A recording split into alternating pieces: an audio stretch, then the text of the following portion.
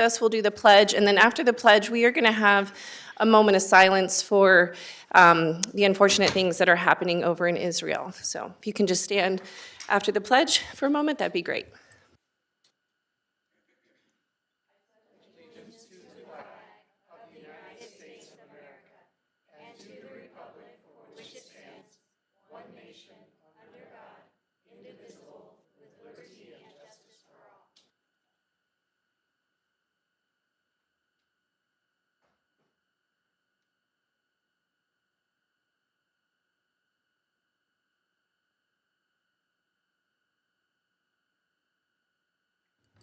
Thank you very much. All right, well, this evening we are having a special board meeting to go through some different turnaround and priority improvement school unified improvement plan presentations. So do we have an order in which we're going through these, or is it what's listed on the agenda? Okay, are they coming up one school at a, or I guess? Okay, all right, sounds good. More the merrier. I think we have enough seats for everybody, right?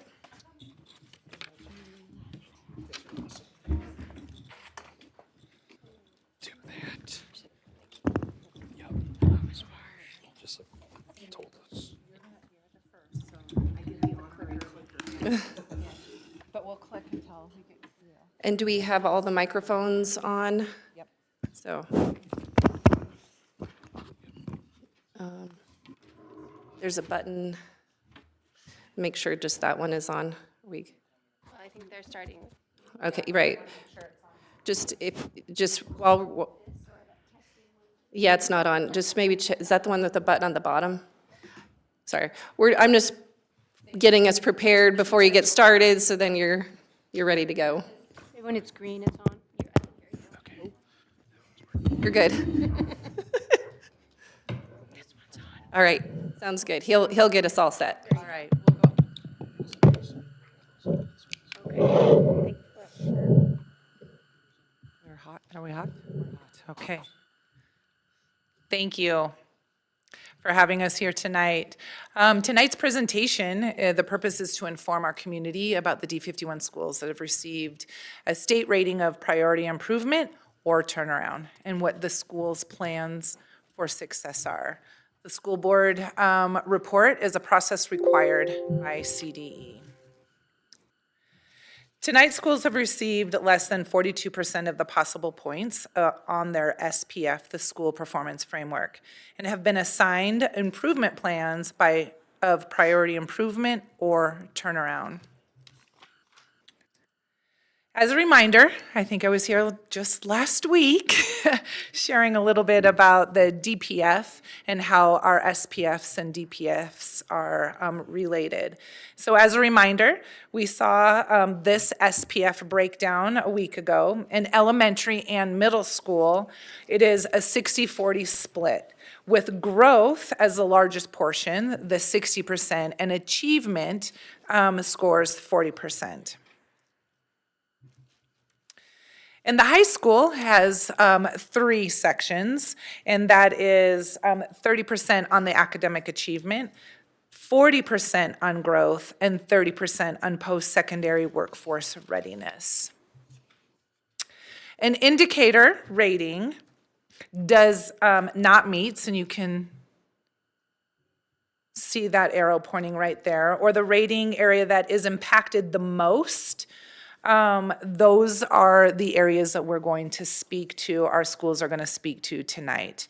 Knowing that, unfortunately, having this rating, there are many improvement strategies that is contained in their UIP and that they're all working on, we're only going to focus on a does not meet or an area that has the most impact on their SPF rating.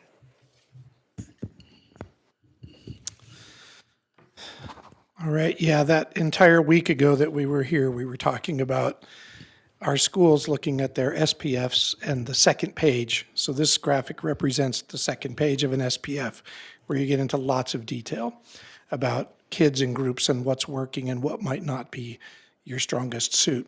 So again, you've got a 40% achievement weight for things, and you have a 60% growth. And we talk all the time about growth almost always precedes achievement. You use the same efforts to get both, but you're probably going to see growth before you see achievement, just depending on how far in that hole you are. This SPF up on the screen is a good example of a school that's making good academic growth in the bottom half where you see greens and blues. And that has yet to turn into a strong indicator of achievement up on the top half.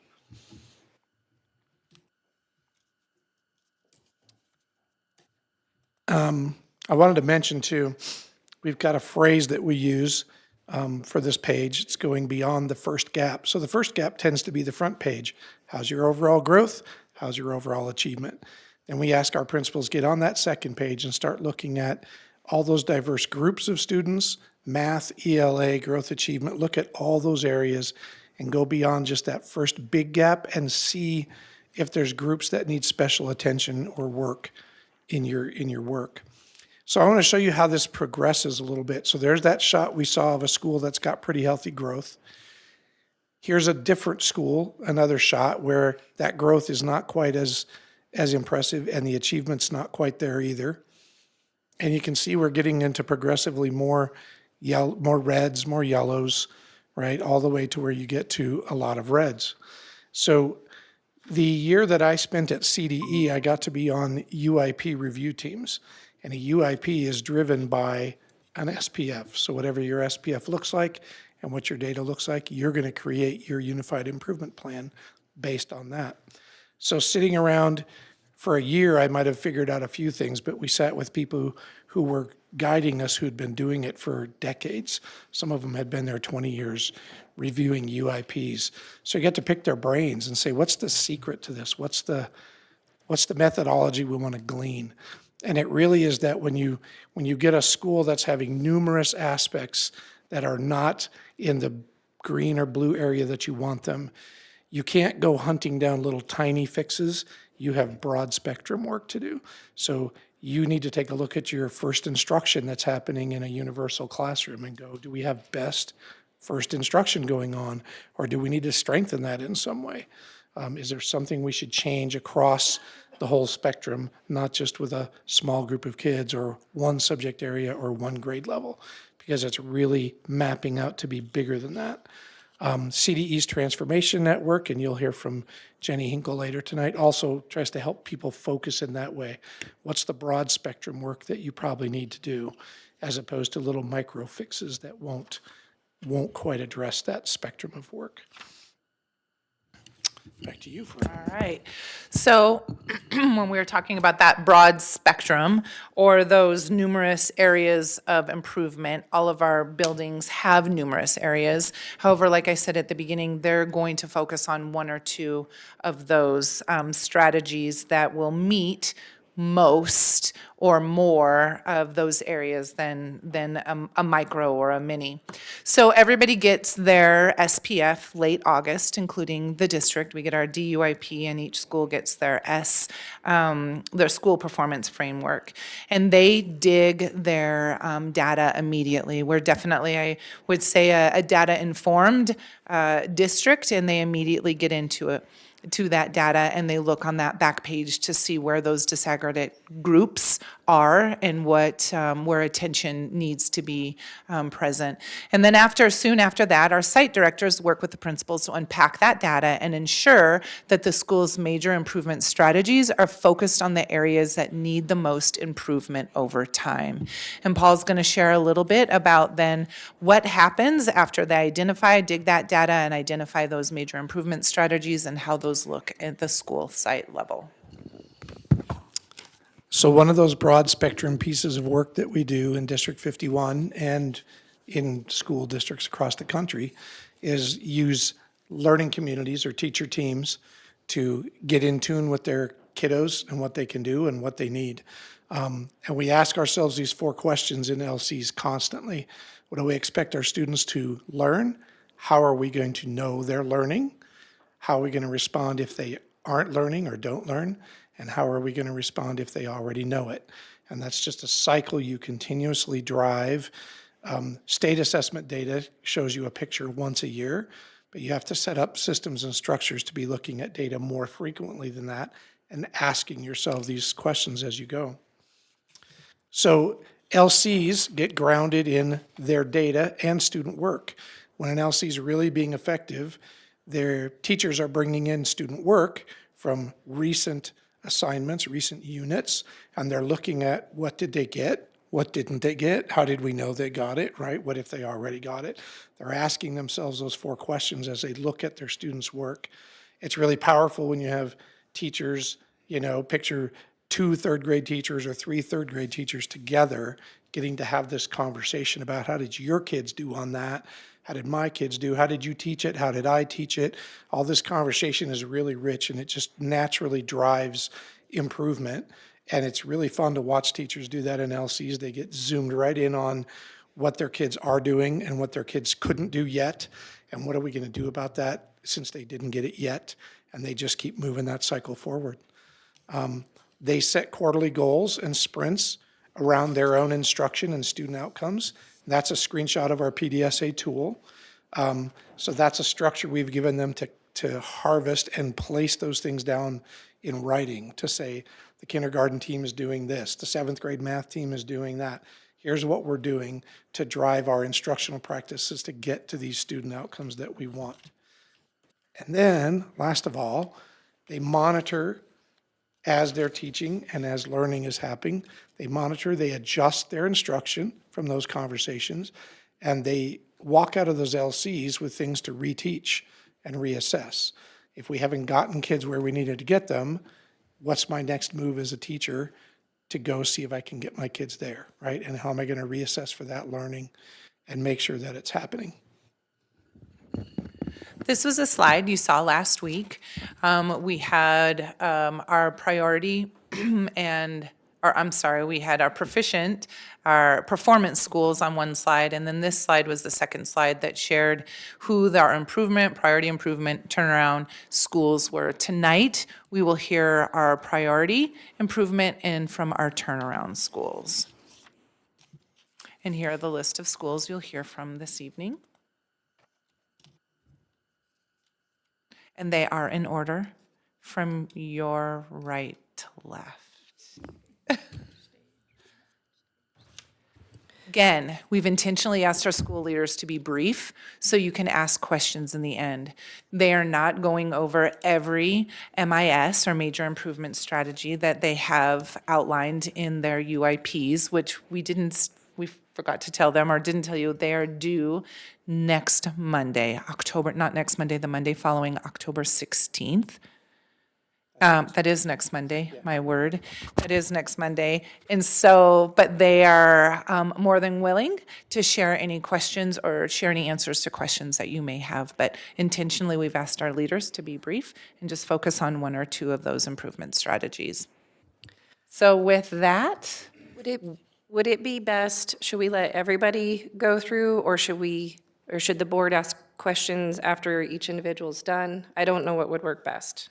I'm thinking if we could maybe get through all of them and then ask questions at the end, maybe note down which one, questions for great. what school. All right. We'll hold the applause till the end. Okay, thank you. Good evening.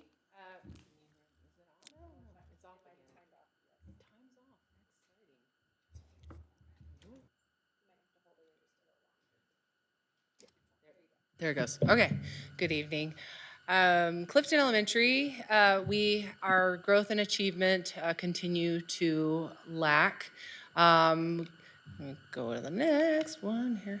There we go. Our first, just speaking about our reading, we have three big parts of our major improvement strategy around improving growth and achievement in reading, and one is to decrease read plans by 10%.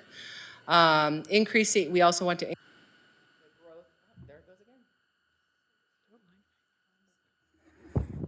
Okay, there we go. We want to increase the student growth on CMAS by 16 points, and then increasing the student achievement on CMAS by 10 points. Thank you. right now, currently with our reading, our learners are scoring 6% of our students are proficient on CMAS. Um, and so looking at that, our deficit is large. And so that's the reason why we have that decreasing the read plans by 10%. And so continuing to work on our focus around foundational literacy skills and ensuring that progress monitoring is happening every 10 days, and then making sure that the adjustments are happening with the learners and that it's being tailored and personalized to each learner. And then also just being able to make sure we're looking for those learners that really are making that growth and no longer designated to be not proficient as defined by the Colorado Read Act. We have created the pacing calendar for instruction using our new resource, the Houghton Mifflin resource, and then using our planning protocol that we had learned about this summer through the Relay Graduate School of Education, in using data cycles and being able to define the what do we want students to know and be able to do, and how do we know they know it, and then how do we respond if they don't. And that response is being that reteach. And then we are also working around the creating the SMART goals to monitor the growth of learners in making it to this benchmark. Last year, we took 59 students off of read plans, meaning we were at 51% of our student population was on a read plan. We are now at 36.5. So that's big growth. Again, like Paul talked about, that growth is preceding the achievement. In math, we have increasing student growth on CMAS by 29 points and increasing the student achievement by 10 points. Currently, 3% of our students are proficient as measured by CMAS. Continuing to work on the backward plans before teaching units, really looking at not just the replicating the math procedures, but actually understanding the conceptual behind the math, because otherwise it doesn't transfer to those higher grades in that higher level mathematics. And then some of our other action steps are being able to train teachers on how to use reflex math. That is a math fluency program that really supports kids being able to know their math facts with automaticity and flexibility, so that they don't have to spend their time counting and figuring out what the number is, but they're actually being able to engage in that deeper level mathematics. And then beginning to use the data cycles to plan reteaches to address the gaps, which will be happening with our coach facilitated planning coming up in November.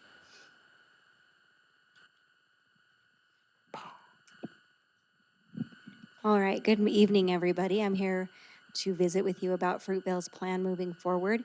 And so our focus area is growth. Typically, our growth really definitely carries our academic side. That's been pretty flat over several years. But last year, our growth just was not what we're used to seeing. We typically see well over a median growth percentile of 50, 55, 65, pretty high. And last year, it was pretty low. So what we're going to do to address that this year, first of all, our staff is confident that we can equip students to make the growth necessary to perform at the improvement or performance level on our SPF in 2024. And here's what we're going to do. So our first aim is for reading, and with the transition from a balanced literacy approach to a science of reading approach, which is one of those broad spectrum strategies that Paul was talking about.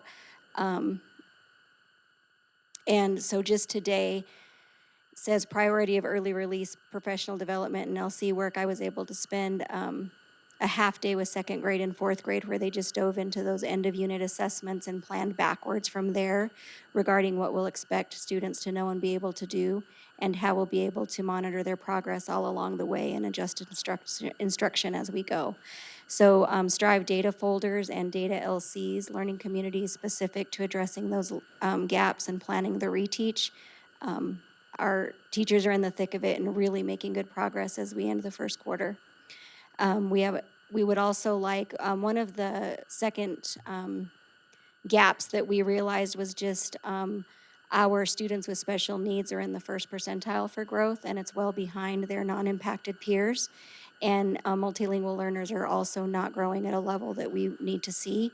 So we're going to spend a lot of time aligning support from CLD and special education, using common resources, using those same backwards planning strategies as they not only pull students out for interventions, but push into the classroom to scaffold to the core learning for all of those students. And we really expect to see some great gains in doing so.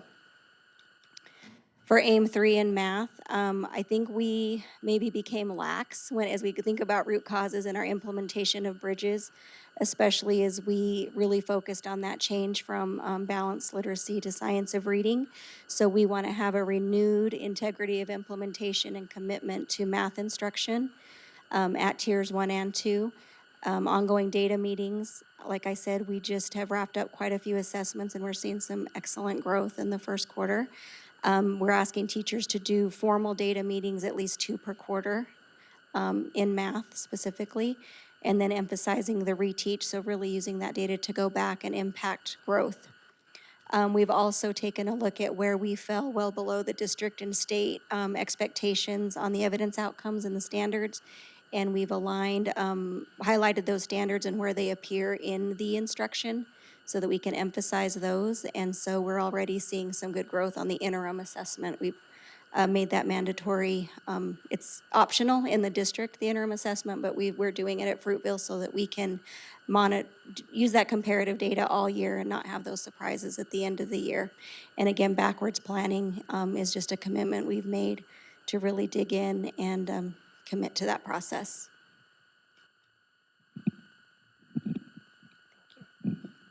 So I'm Dorothy Wolf, and I'm representing Nisley Elementary. And as you can see, we are both achievement and growth is an area for us. So our first major improvement strategy is focusing on our implementation of interreading with that Tier 1 instruction. So we're leveraging our weekly PLC time, professional learning communities, for team planning and data meetings. So we're using the backwards planning protocol and really having our teachers look at prioritized standards and coming up with learning targets to help them better understand their standards so that they're able enough to see them in the interreading. And then looking at our assessments and seeing where those targets are assessed.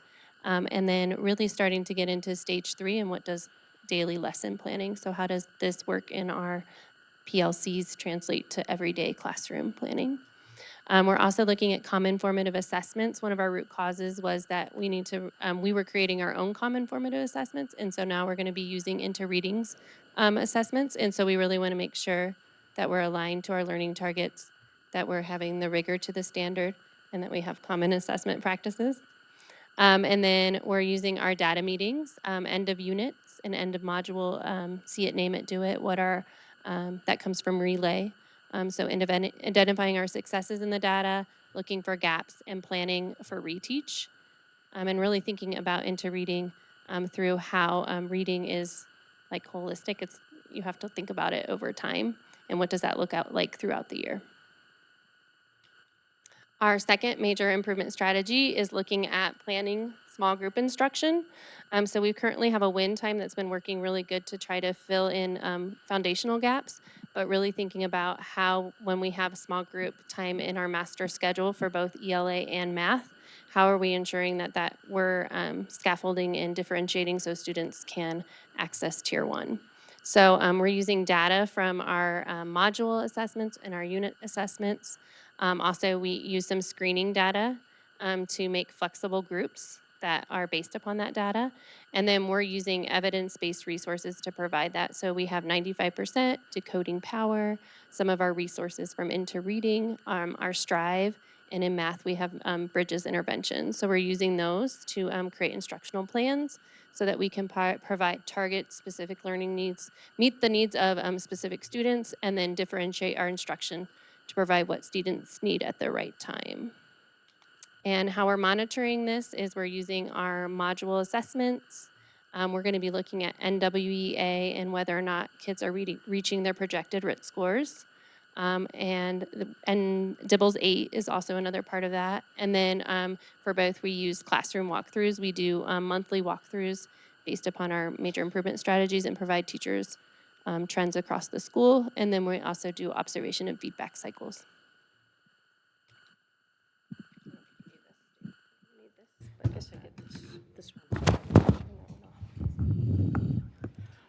Hello, I'm Kim Davis from Grand Mesa Middle School. Nice to see you all again.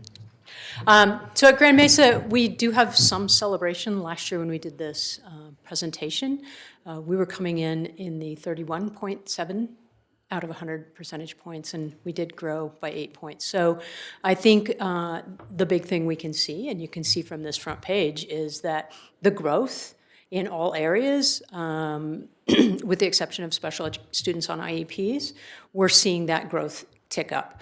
And that is pretty much across the board in math and reading. So that's a huge celebration. We're very close to that 50th percentile in growth, which that's a big change from where we were last year. And just as Mr. JB and Mrs. Marsh noted, that this growth is a precedent to our growth in achievement. So we're really hoping to see that continue in that trend. Our major improvement strategy around ELA is really focused when we went to that next layer of data digging. It really goes to nonfiction text. The reality is that as kids move through the grades and move up from learning to read to reading to learn, that they have to be able to unpack nonfiction text. A couple of the areas that we found were really tough for our kids is part of their life experience does not expose them to a wide range of vocabulary. Our kids are vocabulary poor. And unfortunately, some kids get those broader experiences in their life, and a lot of our kids don't. So one of our focus areas for first quarter and second quarter is to really focus on what are the vocabulary words content-wise and just academic-wise that students need to be successful. In other words, when it asks you for a quotient in math, can a child tell you that that's the answer to a division problem? And not always, unfortunately. So really focusing on what are the words, what is the vocabulary we need to offer our kids and make sure that they really know. We're using several strategies aligned across our building and help from our instructional coach to make sure that, you know, if I'm learning vocabulary in my science class, I'm going to use this strategy or this structure, and I'm going to go to social studies class and I'm going to learn different vocabulary, but I'm also going to use that same structure. So we get that transfer of how you learn, which is really fairly critical. Of course, we're continuing with our data-informed instructional cycles and ongoing data analysis with teachers. This has taken a little bit of a dip this year because we have some new staff, and so we're really depending on veteran staff to support the new staff in learning some of those. So it's coming along, but it's not as robust as it was last year. And then also in the reading area, we have targeted intervention with what we call our Lit Plus, or our reading intervention classes. A couple of years ago, we redid our master schedule to ensure that we offer 3 times for exploratory classes during the day.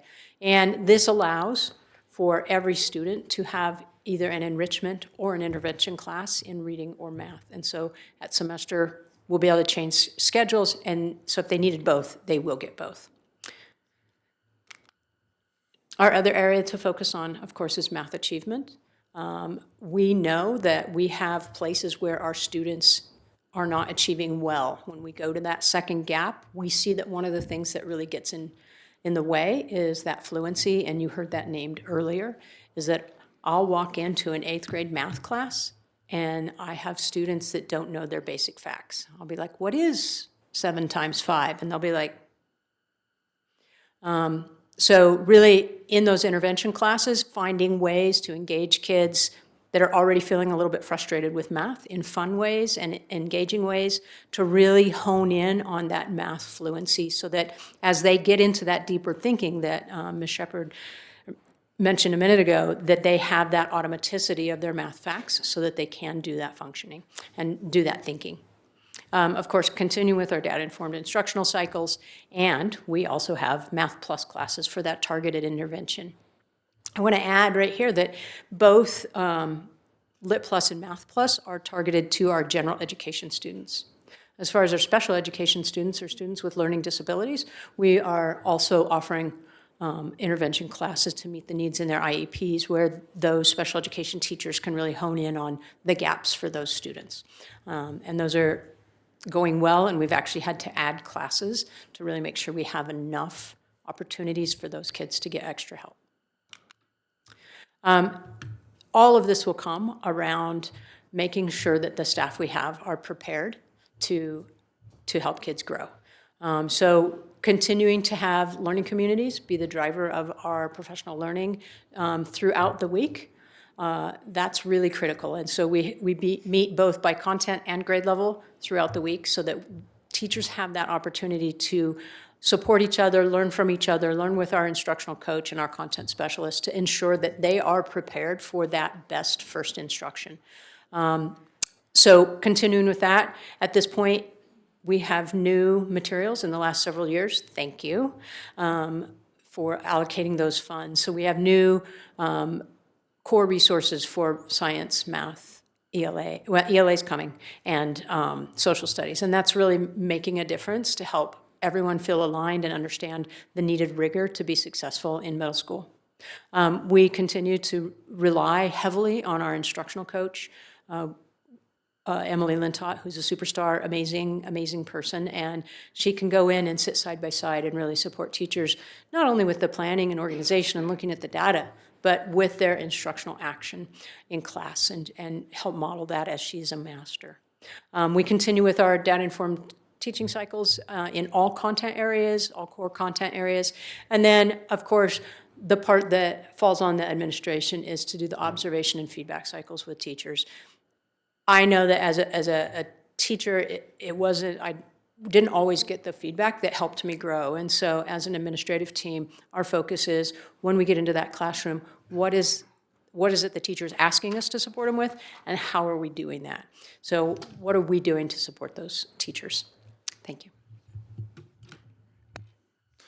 All right, Orchard Mesa Middle School. So there's our preliminary rating right there, priority improvement status.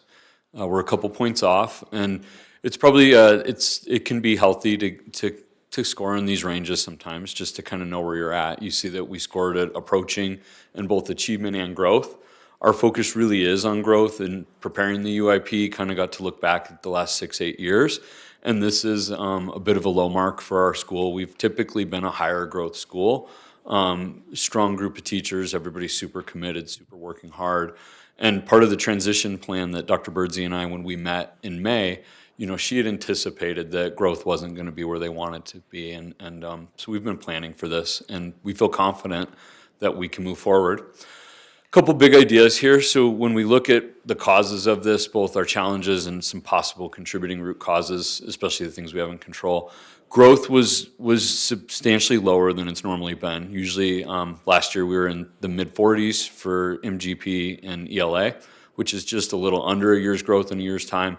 And a year ago we were actually at 55, over a year's growth in math, and we were in about a 34. So, growth was really what hurt our school last year. And then achievement's not really where we want it to be. When we think about some of the root causes, had a chance to meet with our instructional leadership team this morning, there's things that are outside of our control that we think contributed, certainly. Some of the needs, COVID, some of our kids' readiness skills, but the variables that we have control over, we really talked about planning and instruction is something that we could have greater consistency around. Are we consistently understanding and practicing that? Folks are working super hard with data-informed instruction. The cycles were in place. I got to observe that over the last year or so. But the question is it aligned to kind of those highest leverage standards? Are the assessments the right assessments?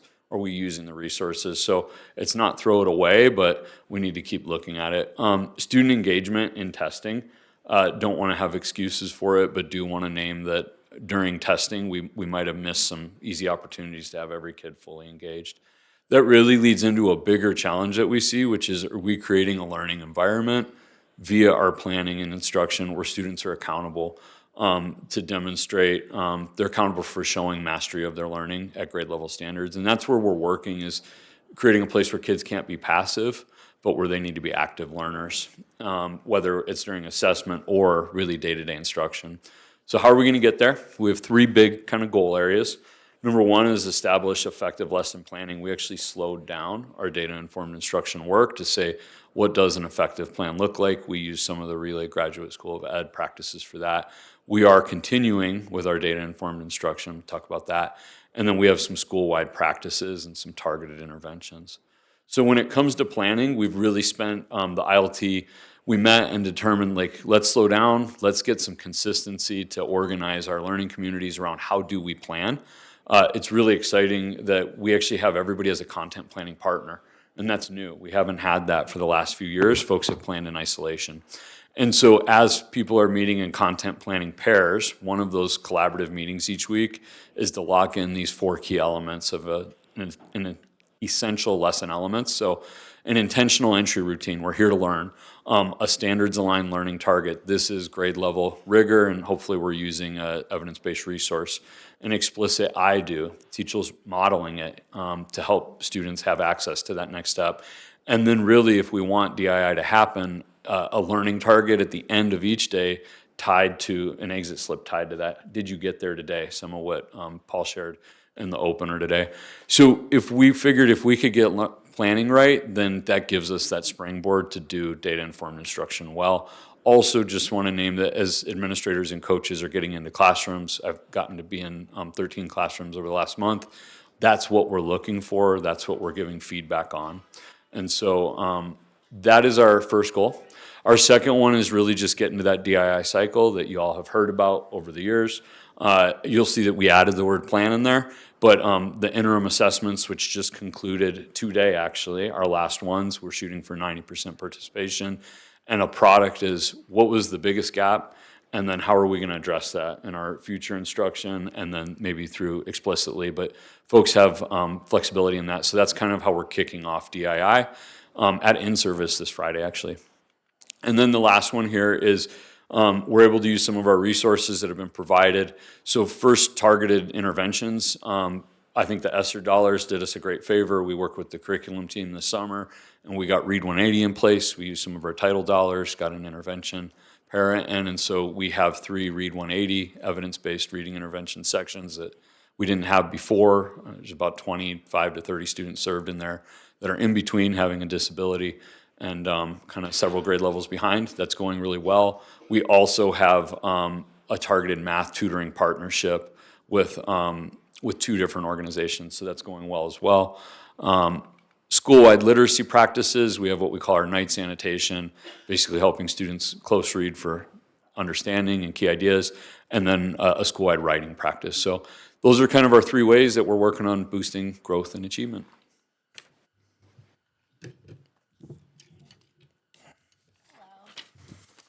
So at Central, our main focus is getting our participation rates up, and that's what we're focusing on. We are 2.1 points away from being performance and our points earned, so we need 53.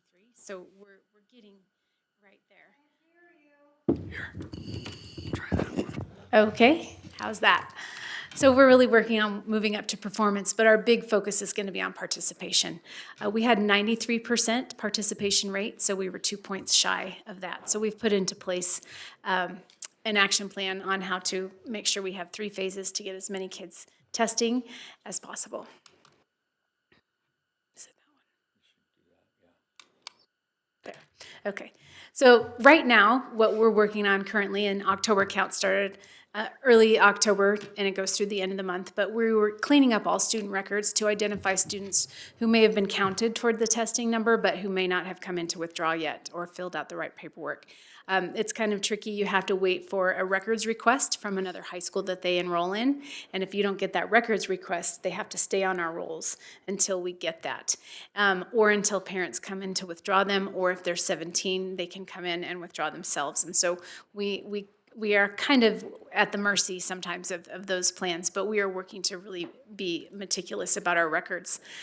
We have a lot of attendance meetings and plans and advocates and students who are working with a truancy officer or working with an attendance advocate, we do have meetings, individual meetings with the parents one-on-one, and that's when we are also planning to discuss testing options so that parents understand the need for them to test, and we encourage them to test, but also provide them with options if they did choose to refuse to let their students test. So starting in January and February, we do have parent-teacher conferences in February, and so we will be having a breakout session about the importance of testing, why it's important, but also be providing parent refusal forms if parents still choose that option. We will also continue to monitor our list of students expected to test to make sure that we have a plan for each student on the list.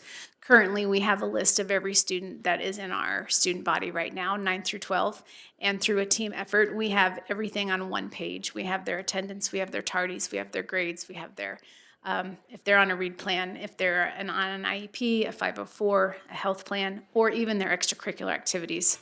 So we can actually see, yes, these students are active members in our community, or these students, we really have not seen them, and then we can try to dig down deeper. So that's what we're working on right now, and we'll continue to increase that effort. And then our last phase, as we get closer to testing, we'll be having a boot camp for PSAT and SAT prep the week after spring break. And at that time, it's a good chance to have real conversations with students in your classes as you're kind of doing the hard press for testing. Students who are saying, you know, I'm not going to come. And you can kind of identify those and maybe call in their parents for a conference or discuss with them the significance of taking the test. Our goal is to get every student to test as possible. Our goal is not to just push a different process, but we do want to make sure that we have gone over everything we possibly can to get them there. After the initial test date and before the makeup date, that gives us a last-ditch effort of 2 weeks to identify any students who did not show up for testing and who had not completed their opt-out forms or parent refusal forms. So we will be contacting those students to find out the reason for the no-show. If they were just ill and they're planning to attend the makeup, then everything's good. If not, we will be calling home, we'll be emailing, and we might even do home visits if necessary. But we are going to leave no stone unturned and try to get every kid there that we possibly can. So that's where we're at with Central.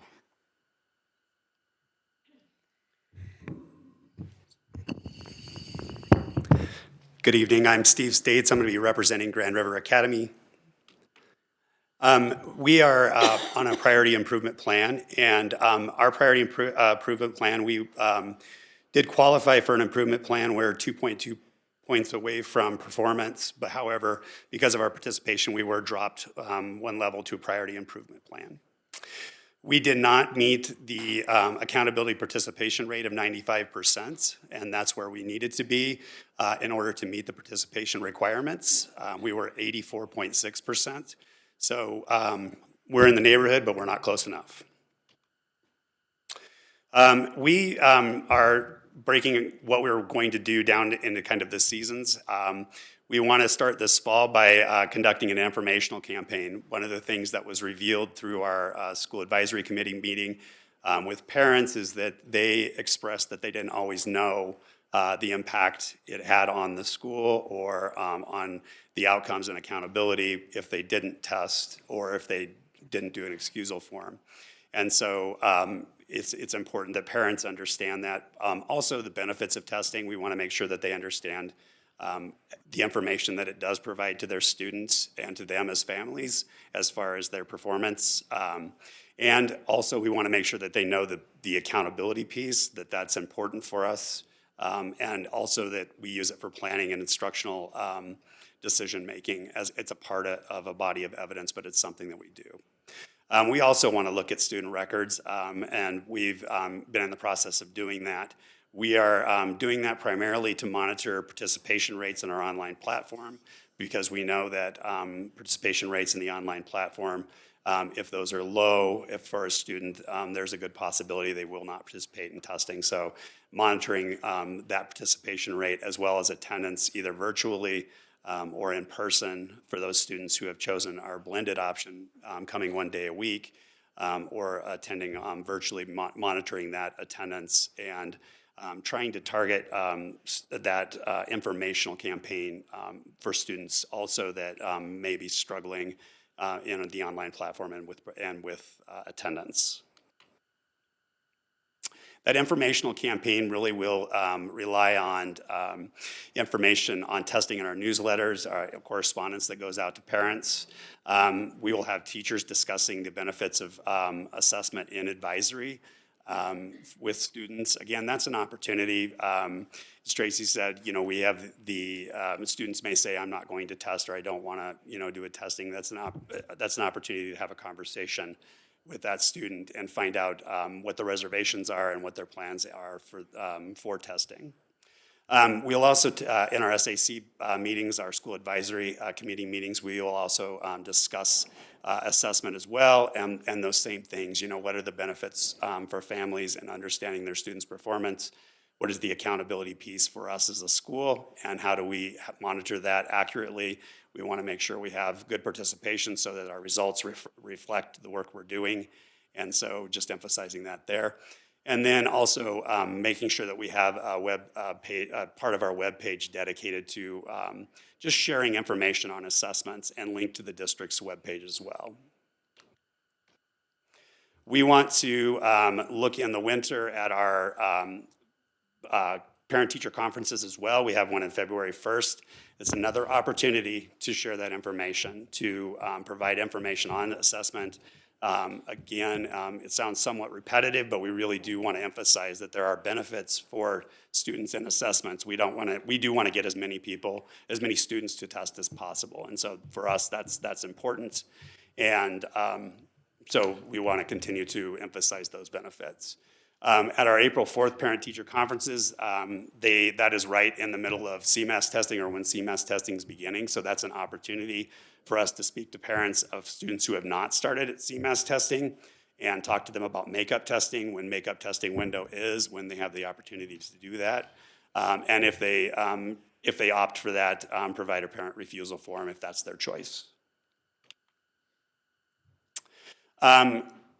Similar to Central, when testing begins and before makeup testing begins, we will contact parents of students who have not tested. And we will do that through phone calls, emails, and similar to Central, we're not going to leave a stone unturned to try to get as many students to test as possible, or if parents elect that, the parent refusal. And then that informational campaign will be continued throughout the school year up until testing in the spring.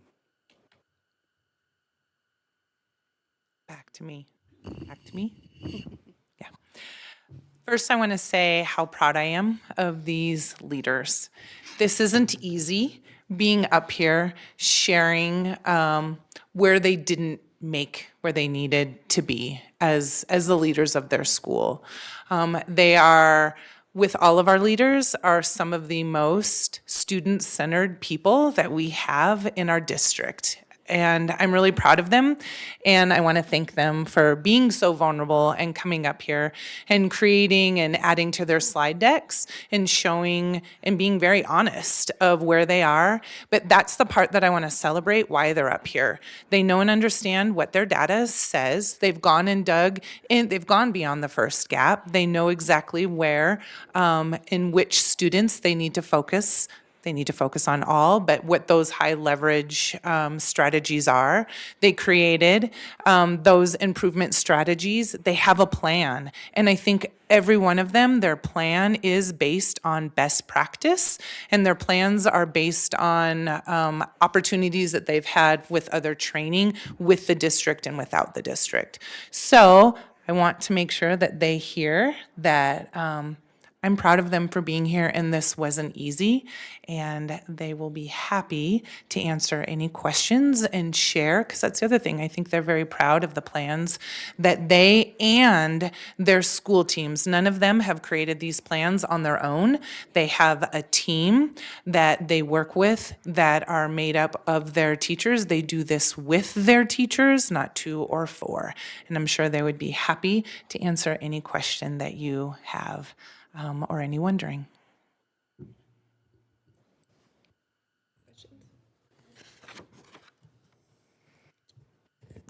Sure. Okay, so yeah, thank you for being here. I have a couple questions from the district's perspective. I'm curious how the district views balancing the focus on students versus teachers. So, we hear things like vocabulary and, math groups versus like professional learning communities. And so I'm curious how we balance those things, especially like hearing from the later different assessments of like the number of kids sitting and taking a test. It sounds like we have a lot of resources going to that area as well for those schools. But so how do we think about how we balance the focus on teachers versus students versus like some other? Right. I actually think that's a great question, because that's something that, and I'm sure they would say as leaders as well, that we're always trying to balance. We're in this for kids. As adults, we choose to be here. We choose this profession. We choose to work here. Our students don't. They don't get the choice, right? They live where they live, they go to the school where we go to, but we also know how important it is that our teachers have the resources and they're in a good place to be able to get the good outcomes or the best outcomes for their students. So we always are our site directors, all of our central leadership is really always trying to work on what that balance is, that our teachers have the tools and resources that they need to ensure positive, good, the best outcomes for our students. So when and how we introduce new resources, we know that there are always going to be new resources, or the evolution of the science of teaching and learning, and how do we, and they practice, our teachers practice, just like our doctors practice and our lawyers practice, right? So how are we ensuring that we're giving our teachers what they need, that they have to ensure those perfect outcomes? I don't know if I answered that specific, but always trying to keep that balance in mind. So I hear that tension of figuring out what is the balance, but how do we figure out the balance? So as we're going through any one school, how do we decide, okay, we need to put more focus on the learning communities or backwards planning? Like, how do we I understand that we use best practices and data-informed practices. We implement only those types of practices. But how do we decide between saying, like, okay, we need to focus on, like, primary focus on vocabulary. I just keep using that as an example because it's just such an easy thing to say. But vocabulary versus backwards planning, like, how do we decide? Yeah, there's it's complex, it's complicated. And I think when you dig into your data, what each of these leaders and their teams have, they've identified what are those best practices. I'll tell you, I think at the district level, what I've tried to do, and everybody on my team, is be consistent in that rhythm. And we're not shifting or changing or moving. And so we have been consistent in the last 4 or 5 years on what the rhythm of teaching and learning looks like, while we may have introduced, thank you, our community, some new resources to ensure that we'd have those high quality resources, grade level standards, grade level rigor. We've kept the same rhythm and routines for the last few years, so our teachers and our building leaders have become more comfortable on what's coming up next or where should I be looking now.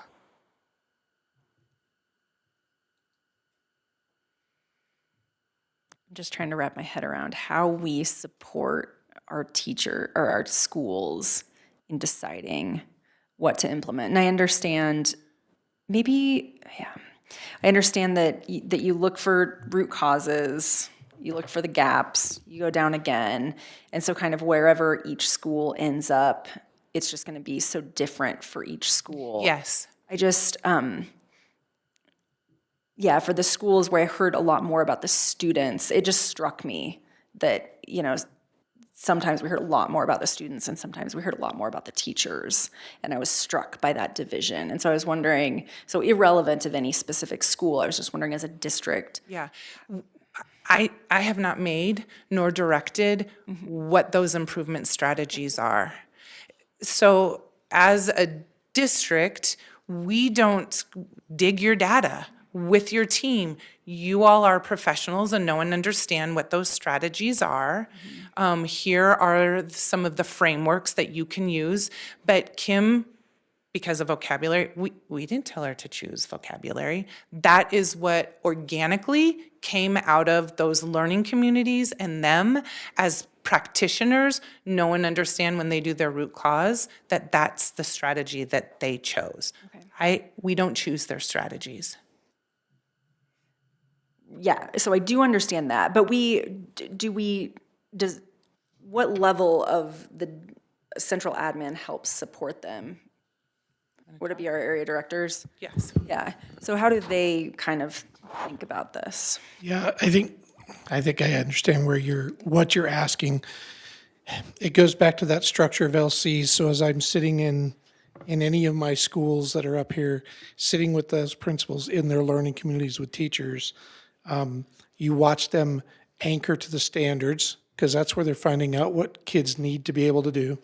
They anchor to the standards. They look at their own data and figure out what can our kids do and what can our kids not do yet.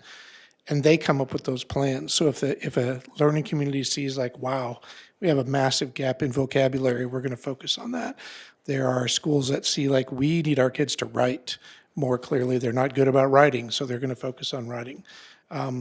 We're with all the early literacy stuff that we're doing there right now with HMHs into reading, there's a lot of tearing into skills, right? Do our kids have those discrete foundational skills? And if they do, then do they have the ability to turn that into comprehension of what they're reading and respond to it, right? So everybody's looking at that data inside those LCs. We're helping them make sure they have the structures for the LCs, the time. We're helping make sure that they're focused in that way, that they have healthy LCs that really look at, if Danny's LCs were not really completing the whole cycle of an LC, we'd be talking about that. How do you help those teams grow to that next place, right? So that you have that whole cycle going on where they mine their data and they see what their students need. Okay, thank you. So I think this is becoming more clear in my mind. So I think my question is, do we have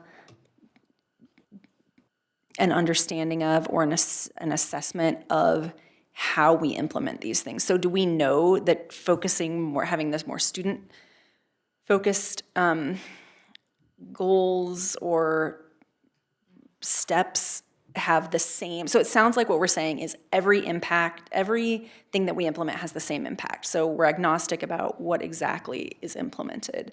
So whether we focus on the learning community or like a student, specific skill, we think it has the same outcome. So we're agnostic at the district level about how we implement these plans because everything will have the same good outcome. I sense that you're thinking it's a either or, and it's not. It's the learning community is the soil for things to grow. So you've got to have a good structure of a learning community, looking at student data, owning that data, thinking about their instruction, willing to go back in and reteach it and look at it again. If you don't have that cycle, it does not matter what you focus on, vocabulary, whatever, math, facts, none of it's probably going to bear a lot of fruit. So we need that healthy soil first, and then their data tells them which pieces do you need to dig deeper. So when each school is implementing these internally, they are making sure that they have both the learning community piece and the student skill piece, and that's that balance. Yes, and it's about adult practices. What are the adults doing, or what do the adults need to do to ensure that the students are learning? It's about teaching and learning. Mm-hmm. And many times goals start with adult practices. What are the adults going to do, or what do they need to do to ensure that they're meeting their students' needs? And I think that's what you heard with all of our schools. They're going to focus on that green zone, ensuring that best first instruction. They're teaching to the standards. Their students are engaged. They're using data. And they're also talking about interventions. They're closing that gap. We're not going to intervention our way out of this. We need to have both, though. And those are the adult practices to be able to identify what do we need to change in our best first instruction or our green zone, and then what do we need to know, or what do we need to have in place to ensure that our students can meet those gaps. So as we heard the difference in focus between some of the schools focused a little bit more on the learning, the So if we make the distinction between teaching and learning, some of the schools focused more on teaching, and so we just assume that they're at a different process. You said that it's kind of the process of the teaching and then the learning, and so they're just at a different phase in the process. I just am always curious about the component of like quality control and like how we are setting standards to make sure that, you know, so if there's an unspoken standard in there that if everybody needs to be addressing both. And while we heard more from certain schools about certain of the, you know, some of them felt more imbalanced than others. But there's some internal quality control where we feel there is a balance. And we only heard about a couple of highlights. Correct. And I think that goes back, I've said it a number of times to you guys, it's an art and science. And unfortunately, our schools and our students aren't widgets, and we can't automatically, that quality control truly depends on the students and the teachers, and it's all about context. And each one of our leaders know and understand that, and so they meet the needs of their students as well as meeting the needs for their teachers. But I'd love for you to ask them some questions. I'd be happy to share any more of district, but I think that they've got a lot going on, and I'd love for them to have an opportunity to answer any I have questions. an easy one. What's I that? have an easy question. For me I'm just or for one of curious, them? what kind of opportunities are there for our principals to share what works and what doesn't work with each other so that they can Yeah. double up on Yeah. those learning experiences regardless of which direction they are? Yeah, we really want to lift and celebrate what we're doing. Many times you can find a video or an example. We'll read articles on what other folks or people or schools or districts are doing, but we have had the opportunity in our leadership academies, our level meetings to lift. Because they have learning communities themselves, and we try to ensure that we lift and celebrate what's going well in our own district. Does anybody want to share how that has happened? I'm just curious, I know you guys are swamped. I know that you're, up to your eyeballs with this work and making sure that you're getting to those good outcomes. And sometimes I find that it can get lost, that sharing component, where you may be able through your experience to help someone else along even quicker with their experience. So one of the things that we started doing again this year are our principal cohorts. And so I'm with a group of 3 other administrators. And not only we're supposed to meet quarterly, but something that we've noticed is really starting to develop is this community of learning that's happening weekly. We're reaching out to each other, we're building that relationship with each other and asking some of those big questions. For instance, one of my teammates, Jamie Chiro from Chipeta, she wanted to know what we were doing to be able to talk about how we're getting kids off read plans. What's that focus look like? What are we doing within our data? And so being able to ask some of those hard questions and sharing some of our documents, we're sharing with each other. And then we'll say, hey, Dave from Chatfield, what are you doing? And then Dave says, because he's in my group. And so we talk about these different things, and some of the pieces that he's already thought of, he's informing us to be able to refine our practices. And so we're richening the experience for all just through our conversations, and we may not even be in person, but because of that forum that we've been able to have, that's really lifting what we're able to do and how we're able to support each other and grow together. Fantastic, thank you. And That's what I was hoping for. And I just want to share and celebrate, again, these leaders. Data is not taboo in our district. Amy is just as willing to share her data as somebody else is. And it's not, we really try not to weaponize that data, but use the data to spark conversation and share practices. Everybody knows everybody's data. No, for instance, for any of the principals or representatives that are up here, how do you guys get your teams excited to where, it's either buy-in or going through the motions? There's a difference to where, you guys are doing a great job, you guys are already starting to improve, but we want to get our students, whether it's a learning disability, whether it's a parent at home, because kids learn different. So they could be opting out because they don't test well.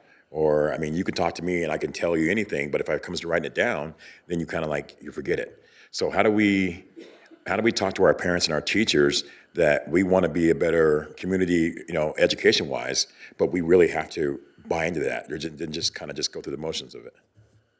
I think that one of the things that all of us do that we don't talk to you guys about in these presentations or turn in our UIP, because that's the soft part of what we do.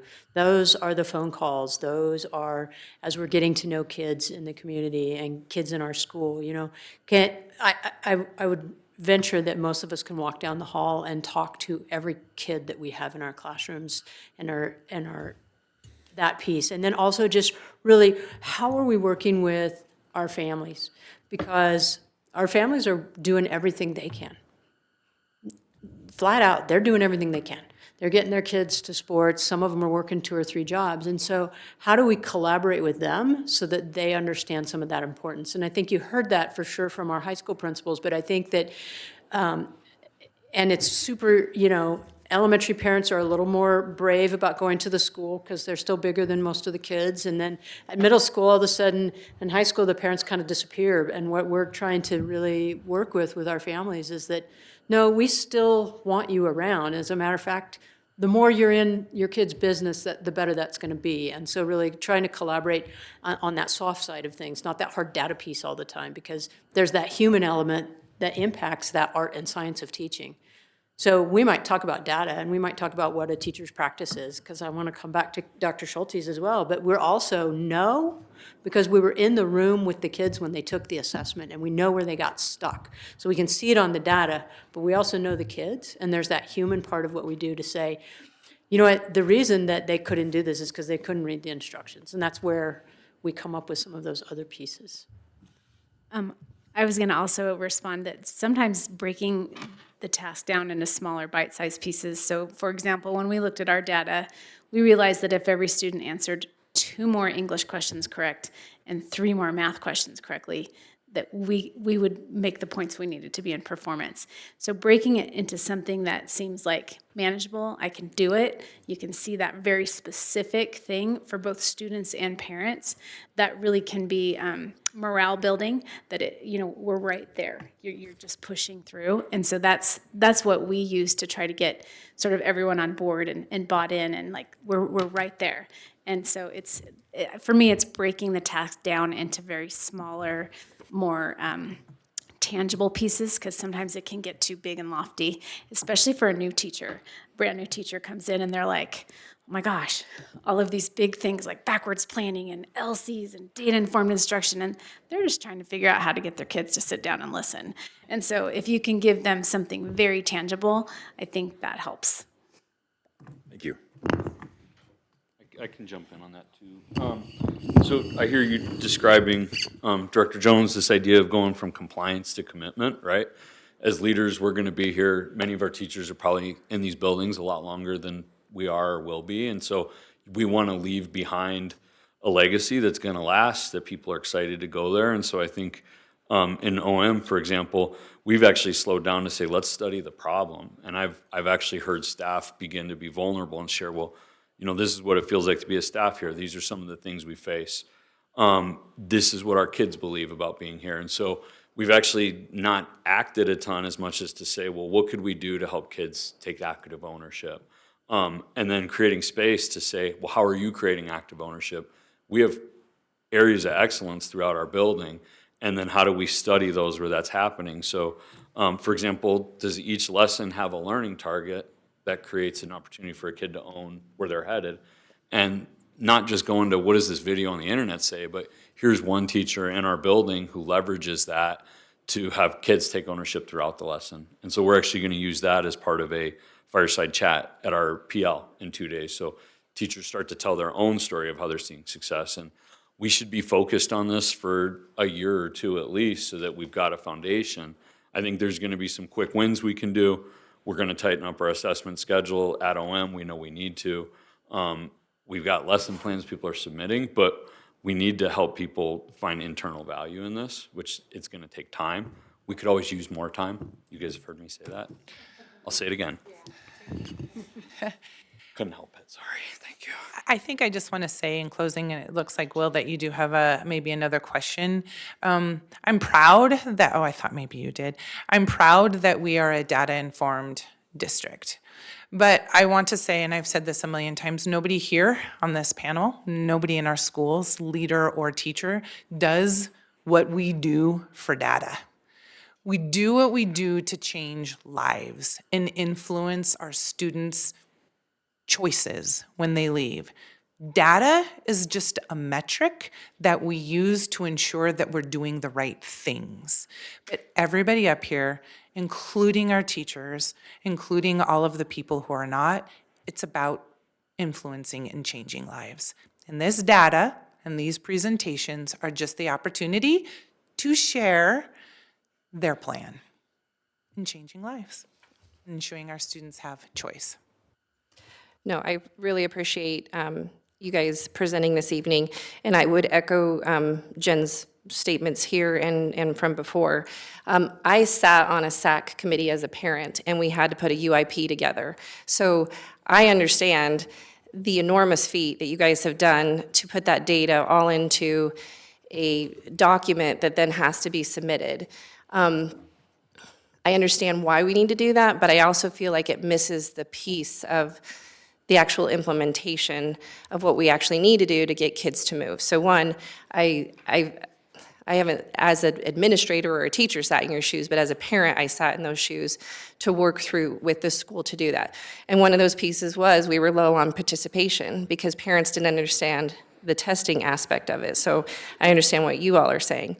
I also understand the pieces of the backwards planning. Now, I do have a couple of questions.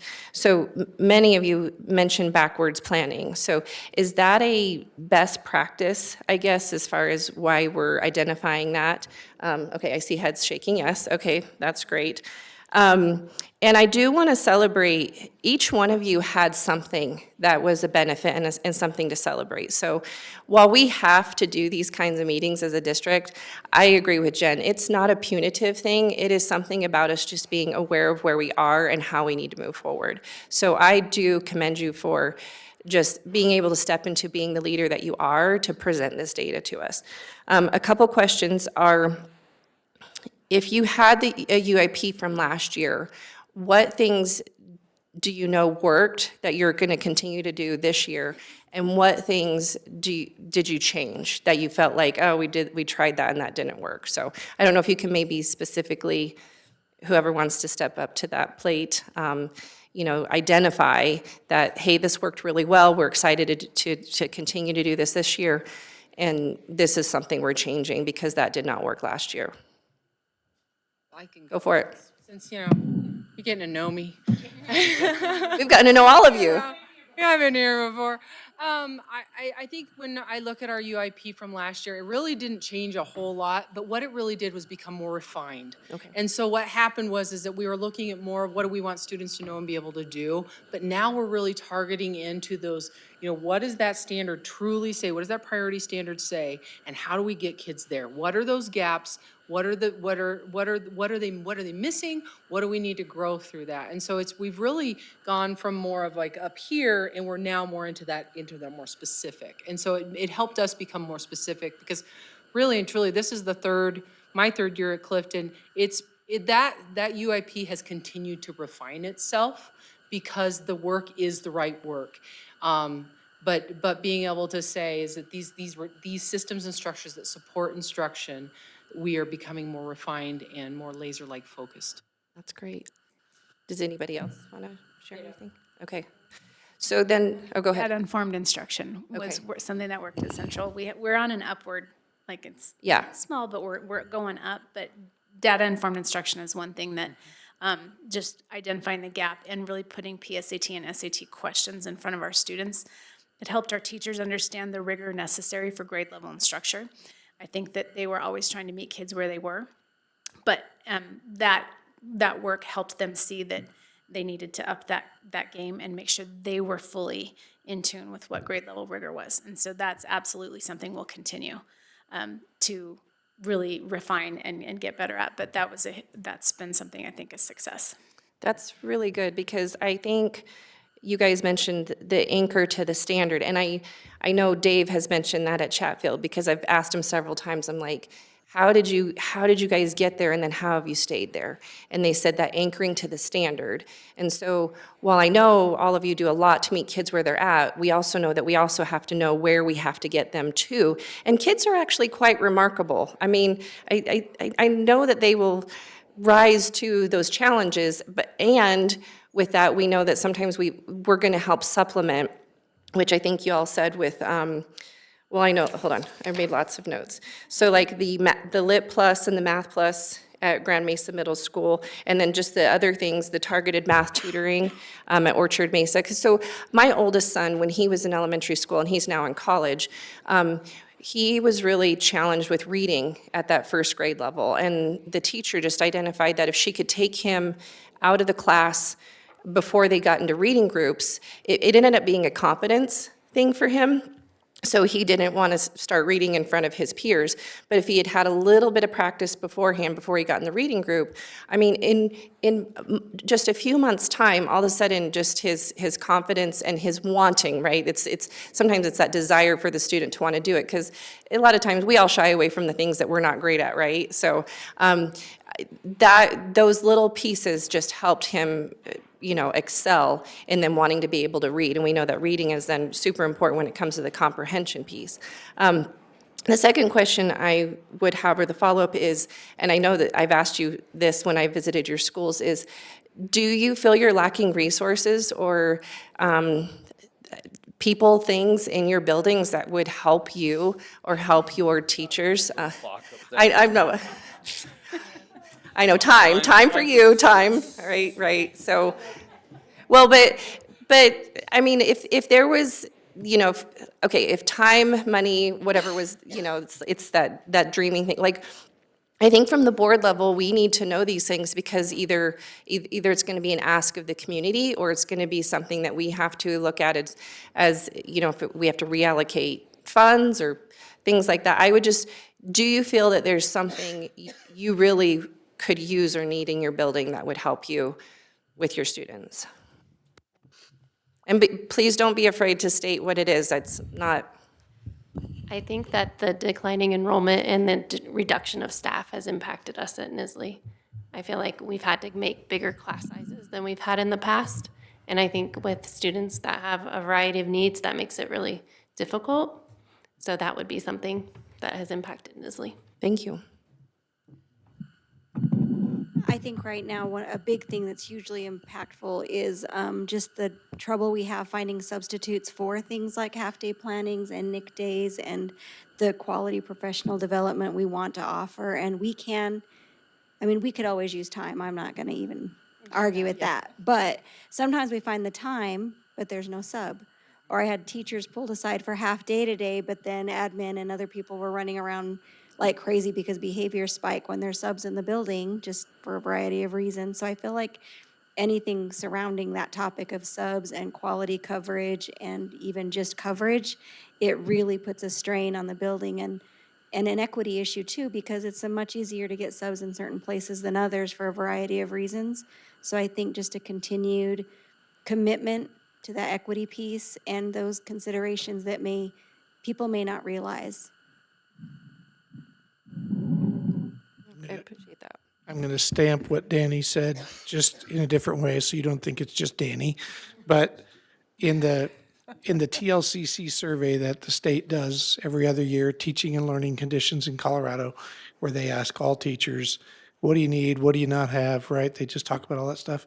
Time is always the huge answer that says we don't have enough time. We may have enough this, we may have enough that, but I mean, the whole time I've been in the profession and they've used that survey, it's always time. Teachers need more time. Is it time with students? Is it time with colleagues? Is it time with principals? I mean, what are we breaking the time piece down into? I'd say, yeah, with the first two, time with students, because if you're not getting the learning accomplished yet, and you're looking at your data going, we're not there, you're like, can I get, periods that are 6 minutes longer? What can I do to get more time with my kids? And more days, right? And they need more time with each other, because all this stuff we've been talking to you about tonight, backwards planning and all that is really that anchoring to the standards. When our educators get really familiar with the standards, which we are now, 4 years ago, not so much. Now, you just go sit in these buildings and watch these teams, and they are ripping apart the standards and doing like Amy was saying, what are the kids expected to do to meet this standard? They're tearing it apart. They need time to plan. They need time to prepare that. Now that they get it, they're like, okay, I can't just drop this and run and go to, I need to prepare for these kids now that I know where I'm leading them. So they need time to plan. Our leaders need time to help them do those things together and orchestrate that professional learning with them. And we need more time with kids. So sorry, it's like all of them. So what I'm hearing is that, and I'm seeing heads shake, yes. So principals, you feel you need more time with your staff? Okay. And then our teachers are needing more time with students, so either longer periods or we need more contact days with kids, right? And I know we just need more teaching time with kids. Okay. And then. And people. And we need people. We need more teachers. We are not producing as a nation or a state. We are there for whatever reason. Is it pay? But there is not a lot of value in being a teacher. And so how do we lift this profession? Because everybody started as a student. Every professional at one time was a student. So how are we honoring this profession and ensuring our teachers are being paid as another professional would, and find this profession as valuable as anything else? And then it sounds like we might need some stabilizing factors in buildings when we have subs, because if behaviors peak, then and you're all coming out of your meetings to probably help with those behaviors, so, all right. And covering classes, like Dr. Gannon said, that we, I'm sorry, Angela. Sorry, everybody's a doctor right now, so. I call everybody a doctor, so. Okay, good. Yeah, we're all doctors.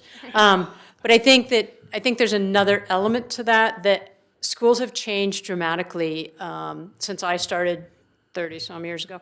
And what some of our buildings really need are those support pieces. We have so many children that are impacted by trauma, mental health issues, et cetera, and we do not have the resources to support them so that they can be successful in the classroom. They're blowing out, we say, for behavior, but those behaviors are tied to something. And I think that they're symptoms, yeah, those behaviors are symptoms of other things. And I think that what we see certainly in the buildings represented here is we see more of that, unfortunately, because of socioeconomic issues. And I think that we're staffed right now on an equal basis based on the number of students. And I've said this before, and so I soapbox it a little bit, but I think that our staffing model and the way that we give resources to buildings doesn't need to be equal. It needs to be equitable so that the needs of places that have more needs get met. Yeah. I think going with what, I don't know if this is on again, is it on? I think when we're talking about what Kim was talking about is that we're really talking about that social emotional component to learning, because really social emotional learning is really the foundation for all academic achievement and growth. And so something that for instance, I was without a school counselor for the entire last year. Didn't have one, couldn't find one. And so we didn't have that to be able to support. We were calling people in all the time, more of a triage part, but we still didn't have that person. It's finding the qualified people, and it's also being able to, people who are going to answer that call. Because we, as a community, we have to be able to recognize that we must regulate ourselves and teach our learners to regulate ourselves so that we can learn. Because what we're all talking about are all these other pieces. We've got to calm our learning environments. And I'm gonna keep saying that over and over and over again. That is my primary directive this year, is we are calming our learning environments, and we're seeing some differences. But if we don't calm our learning environments, we're gonna keep doing the same thing over and over again. Just kind of day in the life for the last 2 weeks, which is we've had 4 to 5 unfilled sub jobs for 2 weeks straight. I've walked classrooms, and they're getting relief stipends, but they're classrooms where you got 50 kids. We're able to open up doors. We have a modern building. We have an amazing staff, so they're getting it done. When that happens with these subs, with people getting sick, with life happening, then the discipline does spike. So we met in our admin meeting just yesterday, and we said, hang on, guys, let's take stock. When was the last time you were in a classroom being an instructional leader? A little bit of crickets, and I'm supposed to be the lead learner. I said, guys, I've been on the ropes for 2 weeks. And so we all recommitted, let's go take 15 minutes, get in a classroom now. And so I think when we say time, Angela brings up, I've got $30,000 for sub-planning days for backwards planning. Amazing. The problem is those subs don't fill, or you're not there to facilitate the PL. And so I know there's debits and asking for it, but it's really sustained time so that you're not rushing a monthly staff meeting for 45 minutes because we want to have fun and connect. So after we do that, I got 25 minutes left, right? Can't do a lot in 25 minutes to build deep learning. See you in a month, right? As a whole staff, that's what we got. Versus, and y'all have heard me say this in the past, high-performing learning systems, networks of schools, block weekly, sustained time when kids aren't in the building. And that lets adults be there. That lets adults triage and kid talk that 10% of the school that is in absolute trauma, that's self-harming. And so what I see happening is we're straining the system, probably particularly in title schools, and we're reacting to just to keep the day going, right? And everybody works so hard. And so I think like you need time to take stock and get organized, and then we can do these great improvement strategies tied to instruction. But as it stands right now, the time's not there, and you can't take it from teacher planning time. They have 2-3 preps, right? They need all that. So I think otherwise we're just trying to maintain. So that's how the last 2 weeks have gone. We're doing great. Culture's good, but I don't know how fast we can move things. Thank you. So that's a great series of thoughts to kind of think about, but also follow up on at the district level. I'm curious, how do we think about equity-based staffing? I know that we use title dollars. Each school uses title dollars to do that. Well, not to accomplish that as though it's done, but what conversations have we had at the district level to talk about equity-based staffing, and how does the district think about that? So we have had those conversations. We actually were looking at maybe doing some changes to the staffing model last year. There was hesitancy at the district level because we were moving to a steps and lanes system, and too much change to how we staff our buildings during that time was a worry. So we didn't move forward on that. So yeah, it's a conversation. We haven't made any changes there. We have made changes to the model over time. We've made little changes like factors to try to help out schools when they're in certain situations. But would I say that the model is completely equitable in terms of student needs and things of that nature? No. But it is something that we've been looking at and need to make adjustments to. Great. So it sounds like that is an acknowledgement. If you say we need to make adjustments to it, what sort of a time frame are we thinking about in terms of, do we have a goal at the district level about how to get? Well, the other issue is that if you're going to do equitable staffing, that means you're probably putting more staff into buildings. And so what we're dealing with right now is a lack of resources. So to put more staff into buildings, where are those dollars going to come from? And as we're declining in student enrollment, that's just going to get even worse. And so, that would be an issue as well. And then also the other issue to that is, are you going to find the people to actually do that work? So we have positions right now in our buildings that we can't even staff. So if I give a school additional FTE for equitable purposes, am I actually going to be able to find the people to do that job? So that creates an issue as well. So, I don't have a timeline on when that would happen and what it would even look like. I don't want to give people false hope and say we're gonna start putting more FT in these buildings, and then we don't actually have people showing up to take those jobs. So that gets back to the issue that was mentioned before about the profession in general, and how do we attract more folks to the teaching profession? How do we attract people to the Grand Junction area to want to be teachers in the district? And then how do we attract folks to take some of these hard to fill positions as well? I don't know the numbers right now, and Nikki's not here, but the amount of special education positions that we still haven't filled this year.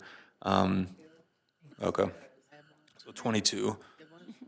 So even to get us to where we're staffed at our current staffing model levels, I think would have an impact on schools.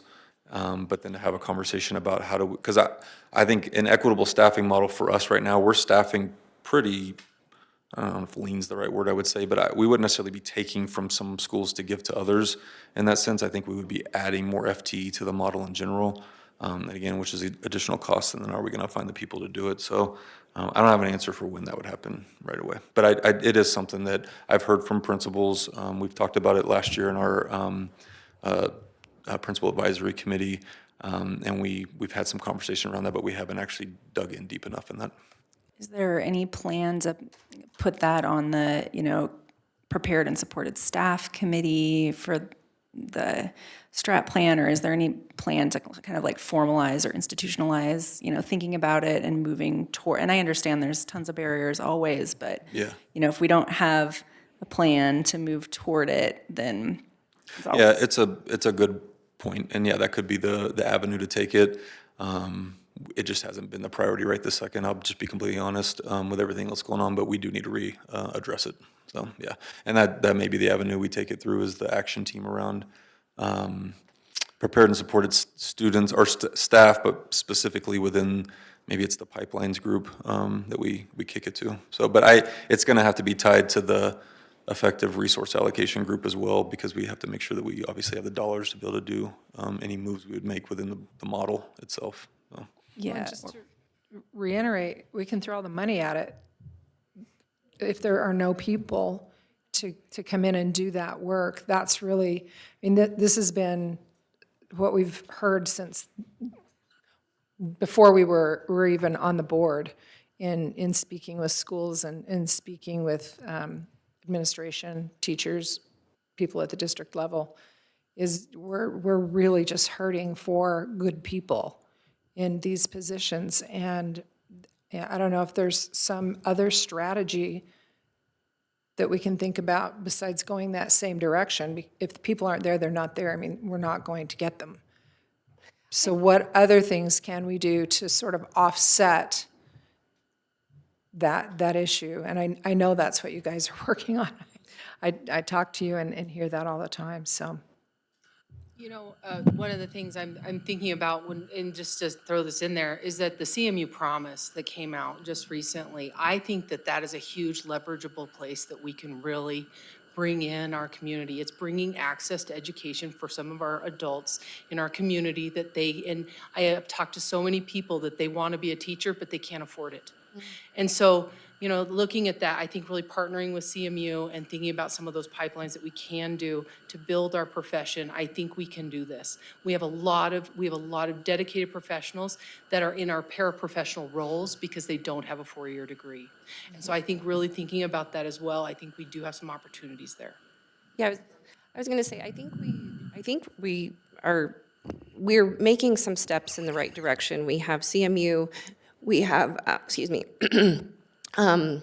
we're doing our Grow Our Own, and then the pathways that were identified in the declining enrollment committee between looking at, if the funding needs to be there, then that's something the board is going to have to go back and ask our community to see if they're willing to step up to help fund positions via mill levy dollars, and better resources. And so I think in the 5 pathways, there's ways that we've started that, and then we've also started that in having to grow our own. And I know that Nikki and her team are starting to look at trying to attract other people to the Grand Junction area for those types of positions. So I think we've started the work. I know we would all love for it to be at the completion point right now, but I do have to say that sometimes, you got to take the first step to get the ball rolling. And so I think we're working through that. Does that mean we're perfect and we're there yet? Absolutely not. But that is, at least as an organization, I think we're making the steps in the right direction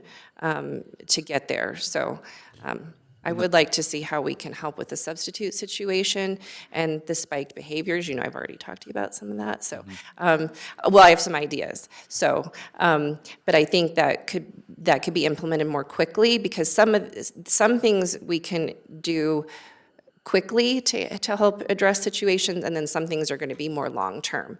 And we've got to be able to work both, right? If we only focus on trying to fix something that's a long-term plan, we might be selling ourselves short of actually trying to help in the interim to help those kids, like you said, just calm the classroom. There may be some things that we can do more quickly, that then once you find the counselor or you find the person long-term, we've got to be working through all of those steps all the time. So.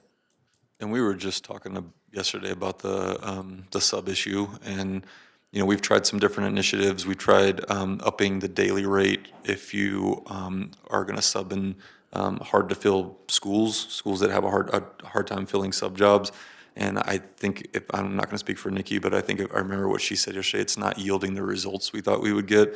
So we're having some of those discussions now about what other incentives or some other ways that we could try to get subs to want to fill positions in schools where we're not getting those positions filled. So it's a reality. And then, you know, that I know the principals shared, there are a lot of times having to be in classrooms covering classes, which pulls them from the work they're doing. And then the same things happen at the central level as well. We've got folks in the central office that are out filling in classrooms or covering and dealing with these things. And so it then impacts what they're supposed to be doing within their roles as well. So it's not a great situation, and we are trying some different initiatives to try to address that, but it's we still have work to do around that as well.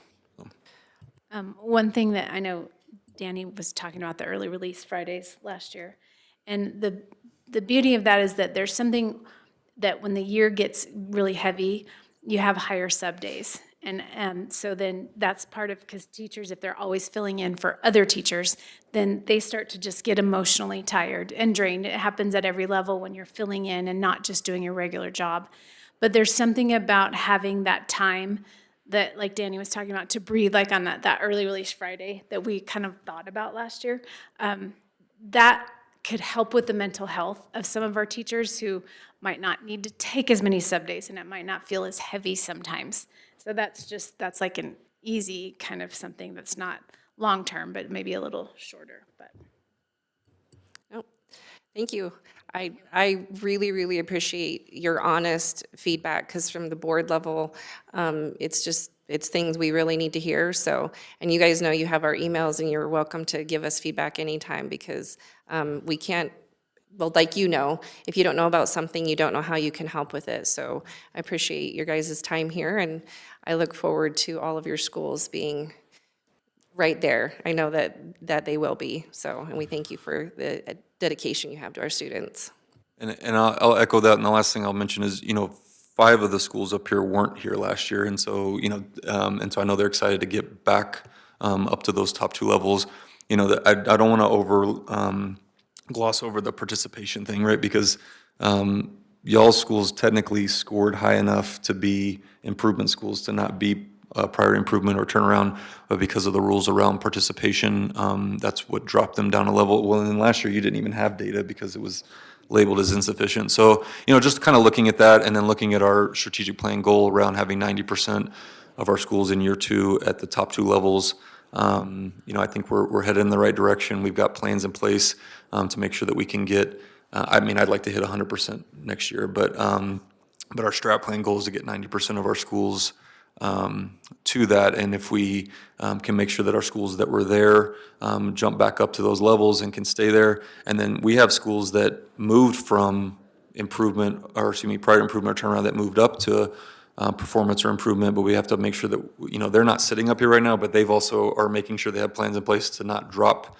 back down a level, so they're not back presenting next year as well. So I just don't want to lose sight of those other, you know, 30 or so schools that we're having to focus on as well, to make sure that we continue to see growth so we can get 100% in the end for our strategic plan goal. So, but again, yeah, thanks for all y'all's work and all the effort that you are putting in, and we're excited to see the results. Thank you for your time this evening. We appreciate it.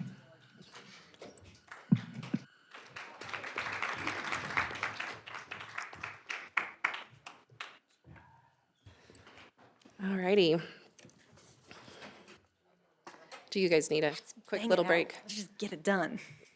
I don't Well, care. if you, all right, so now we have our Colorado Department of Education four-year watch presentation. Does anybody want to tee this up a little bit? It's, Well, Jen bailed on me, so I'll tee it up. Oh, you're coming. Go ahead. So we've asked CDE to come present, just to give us information on essentially some background on what it means to be on the quote-unquote the clock with the state. So what does that mean exactly? And then what does it mean as you move through that clock into a year 4, year 5 school? So it's a little bit more of an informational session. And so we're appreciative of Jenny being here. I know she met with staff at our school that's on year 4 of the clock, and so she may share a little bit about that as well with us. But this was, we haven't had a presentation like this for the board, so we just wanted an opportunity for y'all to hear what that looks like and what that means moving forward. So with that, I'll turn it over to Ginny and Jen.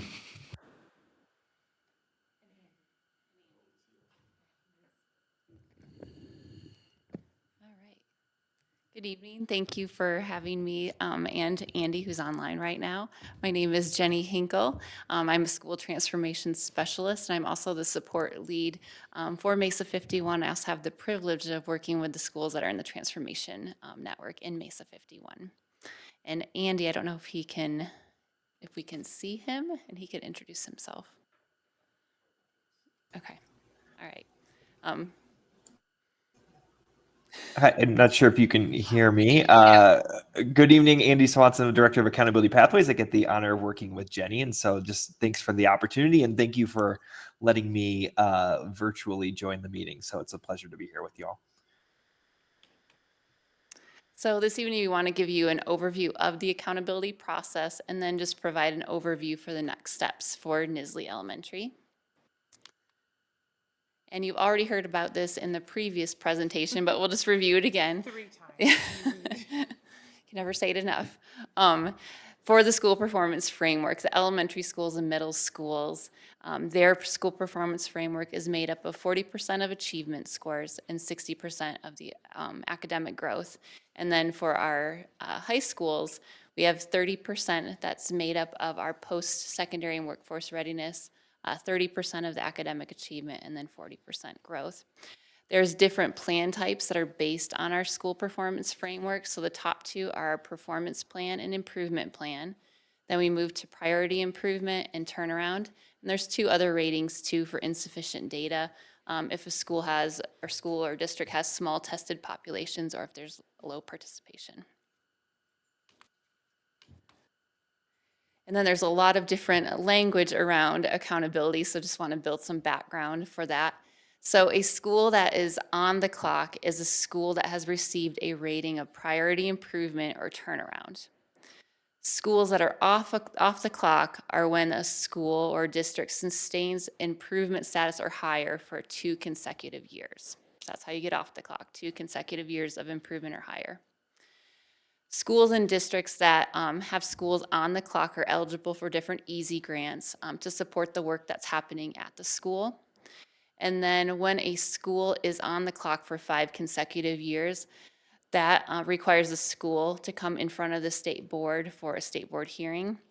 And at that state board hearing, the State Board of Education will direct an action around a pathway for the school. So here's just an overview for Mesa 51 for your school performance frameworks. The district overall is on improvement. You have a significant amount of schools on performance. There's 26 schools that received a rating of performance, 6 that are improvement, 7 on priority improvement, 1 on turnaround, and there was 3 schools with insufficient data. Then you can see the schools on the right are the schools that are currently on the accountability clock based on the preliminary school performance frameworks that came out in September. So this slide shows the accountability clock process and how the level of state intervention increases as the years on the clock increase. So you see here with year 1, there's support around improvement planning. There's also support around grants. But as you move to year 4, you see a higher level of intervention. So there's a state review panel visit to the school. That's when we begin talking about pathways. When you hit year 5, you even have a higher level of intervention where you go in front of the state board, and they will ask you to implement, will direct you to implement a certain pathway. And then after that, there's ongoing progress monitoring for the school. So Nisley is one of the schools that has advanced on the clock to year 4, so they have a higher level of intervention. So just here's some background on accountability for Nisley. So from 2017 to 2019, the school earned a school performance rating of priority improvement, so putting them year 3 on the clock. Then the pandemic happened and all of the school performance frameworks were paused. Then in 2022, the school performance frameworks came back, but no schools advanced on the clock unless the school district did a request to reconsider. So for Nisley, they actually earned a rating of improvement. The school district did a request for reconsider, which moved them onto on watch.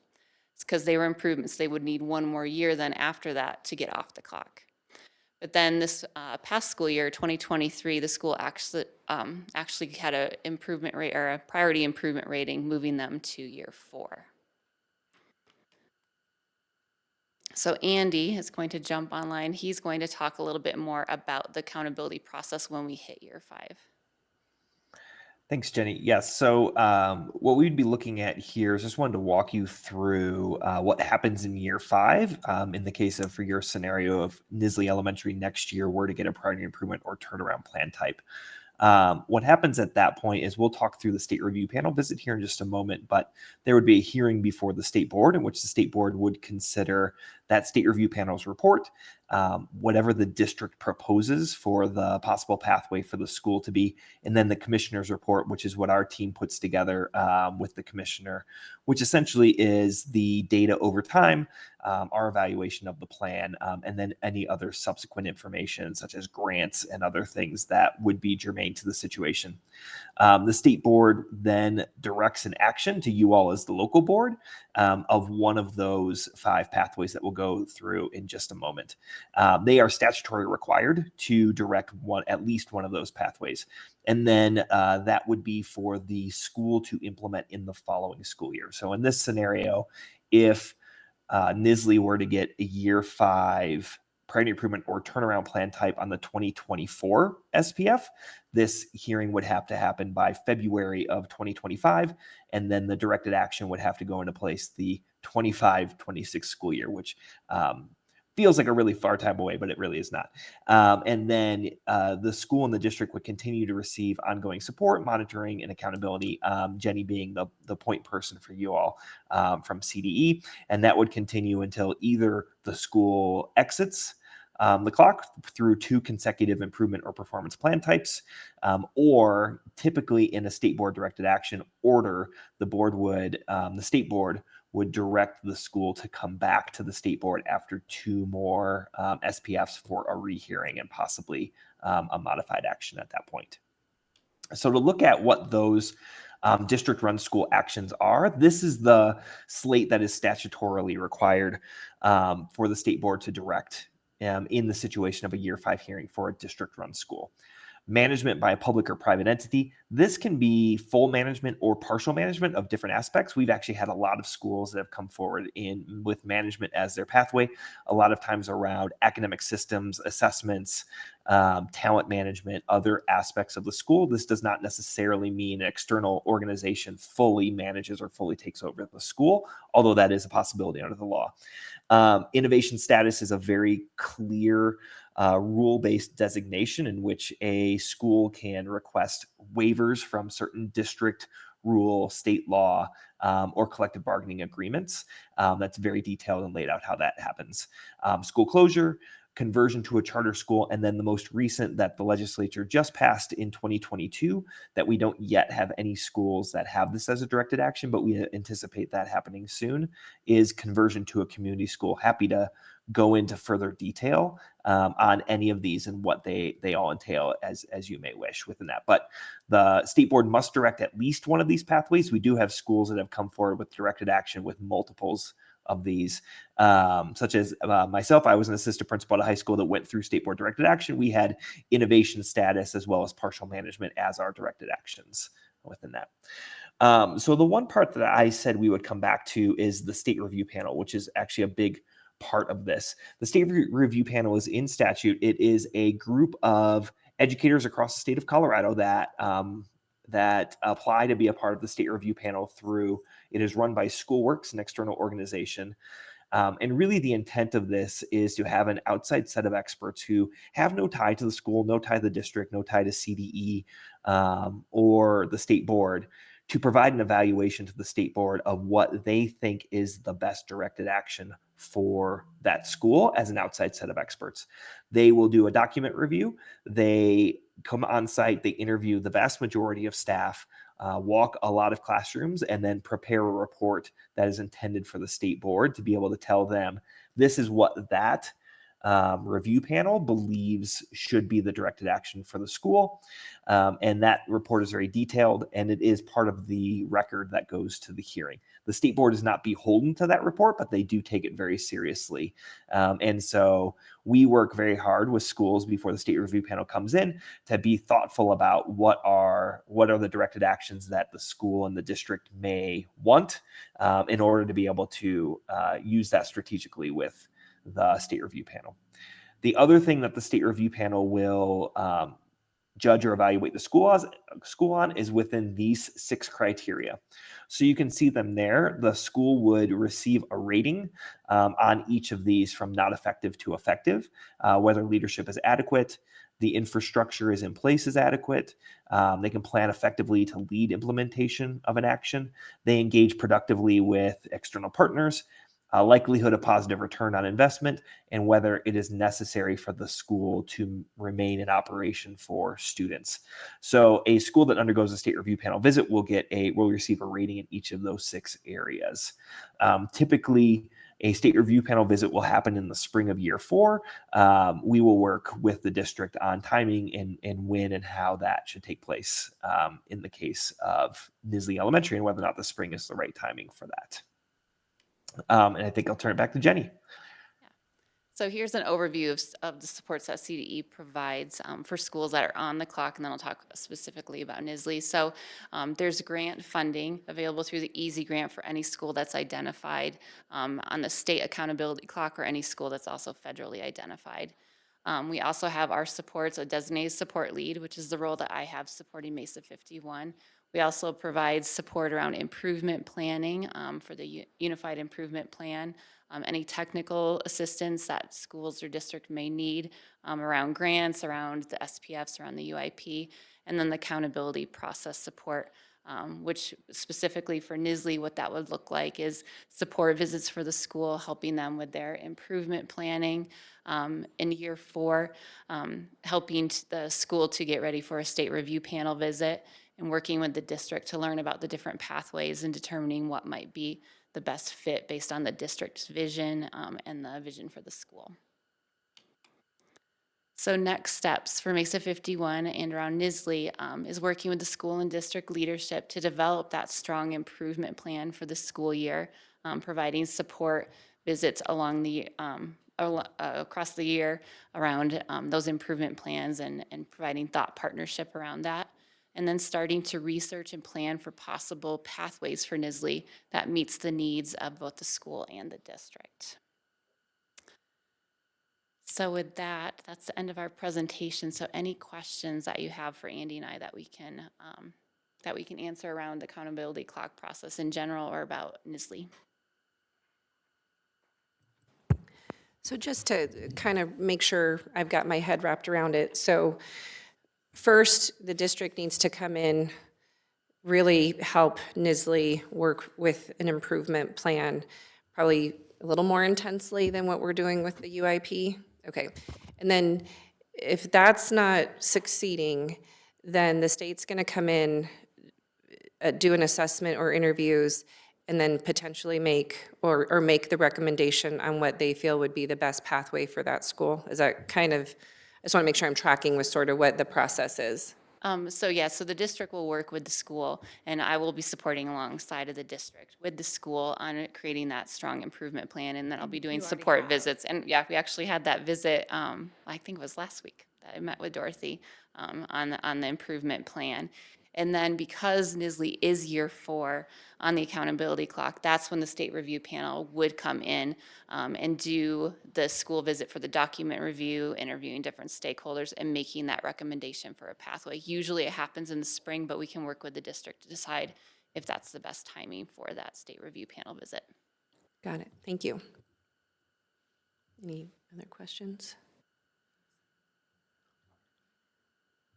Yeah, I think I have more questions for our team, not necessarily for you, so I don't want to keep you if you don't need to stay, so. Thank you. That was a good overview. We appreciate that. So thank you for your time, and yeah, if there's any other questions, I'm sure they can direct them to me. Thank you.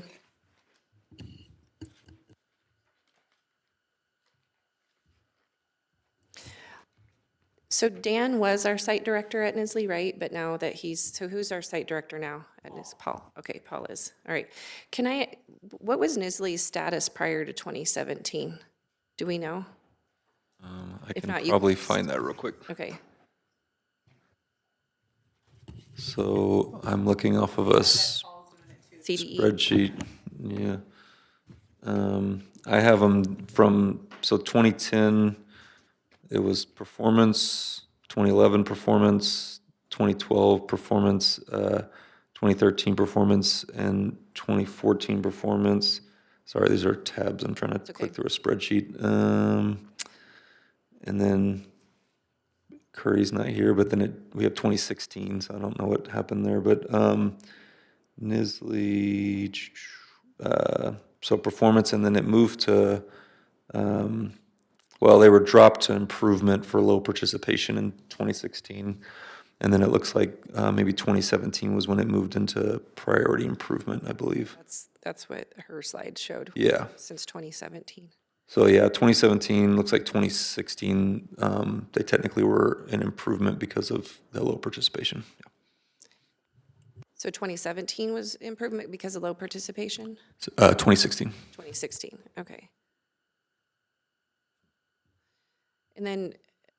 And you may not have the answers to this, so how have we been coming alongside them since 2017? It just seems to me that by the time, I know that COVID hit, but there was a three years where they were on priority improvement.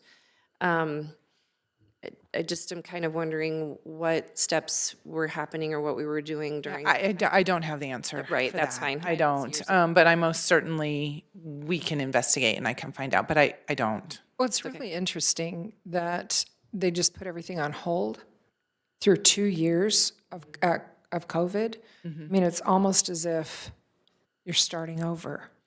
Yeah. And if you've got different leadership, how long has the leadership been at that school? Do you know that?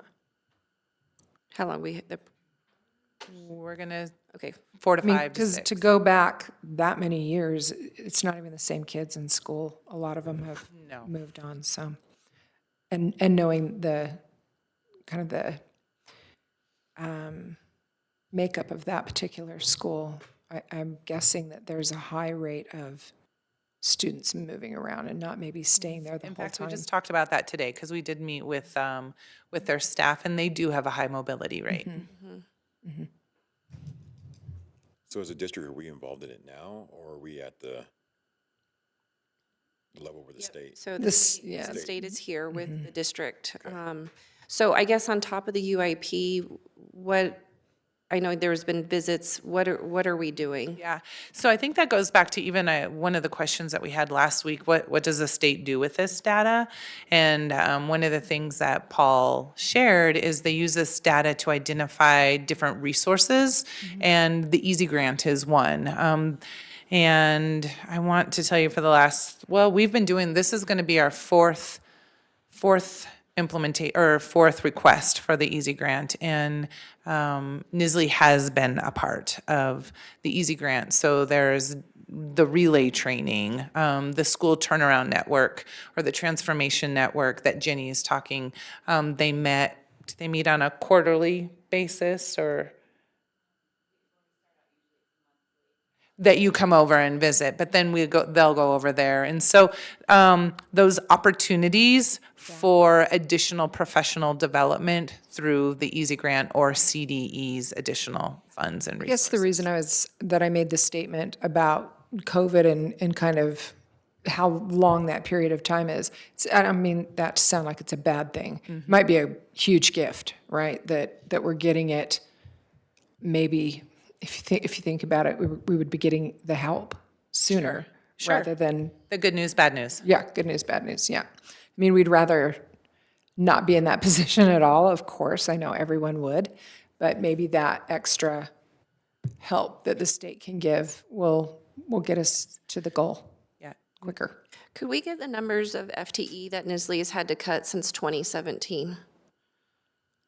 That'd be interesting too. Yeah, I mean, just because her comment was that is, I think, greatly impacted them, and we know now that the declining enrollment has, at least from 2017, we started seeing those numbers kind of come about.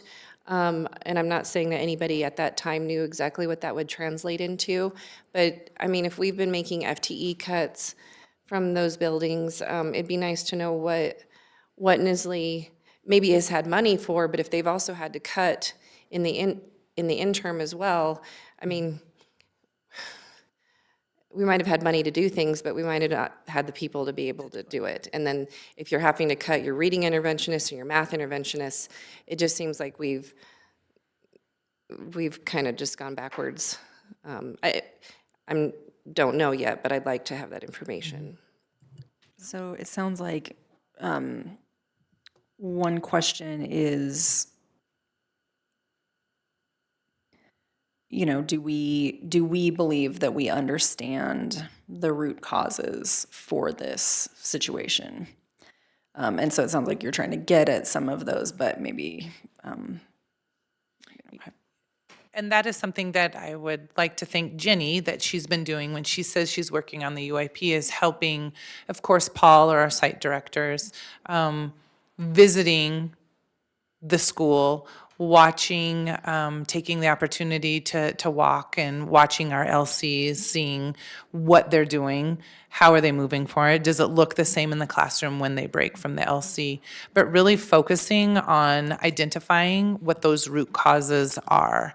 Having Jenny as a partner, I know that she has met with, and just recently, like she said last week, and then Paul and I pick her brain and listen as well, but what are those strategies that are going to make the biggest difference? And that is because she, not only Jenny, she had the opportunity to be a turnaround school and make things change. She's working with schools all over the the state, and providing those strategies and that guidance on what they need to focus on in their UIP and every day. It'll be interesting to see how their findings for root causes and strategies differ from our findings, because we have years of information about what we have identified the root cause. Do you mean the state, between us and the state? Mm-hmm. What, at what point is anything brought before the board before it goes to the state board? Like this board? Do you know? Yeah, sorry, I guess I should have asked you that. Yeah, and I'm thinking that's the review panels first before we go in front of the state board. The state review panel would provide us with that report, so you'd have that information. But before you would go to the state board, there'd be a lot of meetings with the district and supporting the school with that pathway planning and preparation for a state board. So could the district pick a certain pathway before the state board does, and then the district would make that recommendation to this board? Okay. That's a great question. So the state review panel will give a recommendation around a pathway. But even before that happens, the school and the district can work together on thinking about what's the best pathway, and they'll actually present that to the state review panel, saying based on our data, based on conversations, this is what we think would be a great pathway for us. They present that to the state review panel. They also take that into consideration when they're making their recommendation. When the state board decides on a pathway, they'll look at the state review panel's recommendation. They'll look at the commissioner's visit and what the commissioner, her findings and strengths and challenges for the school. And then there's also a place for a district proposal for the pathway. So the state board considers all of those. Okay. Great, thank you. Does the state look at anything beyond just the school? So, you know, as we're, you know, we just had this conversation about like equity funding versus equal funding. You know, does the state consider kind of more district level themes as well, or is it just the school? So when we go in front of the state board, we'll give a story about the district and the supports that the district has given all the schools, specifically the school that's going in front of the state board, and then give some context and background around the school as well. So that we try to tell the whole story for the district and the school. Thank you. Any other questions? All right. Thank you for your time. Appreciate it. Okay. Any board discussion? All right. Well, we have adjournment, but we don't need a motion. So thank you, everybody, for your time this evening. Thank you. Apologize for the lateness. That's okay. Okay.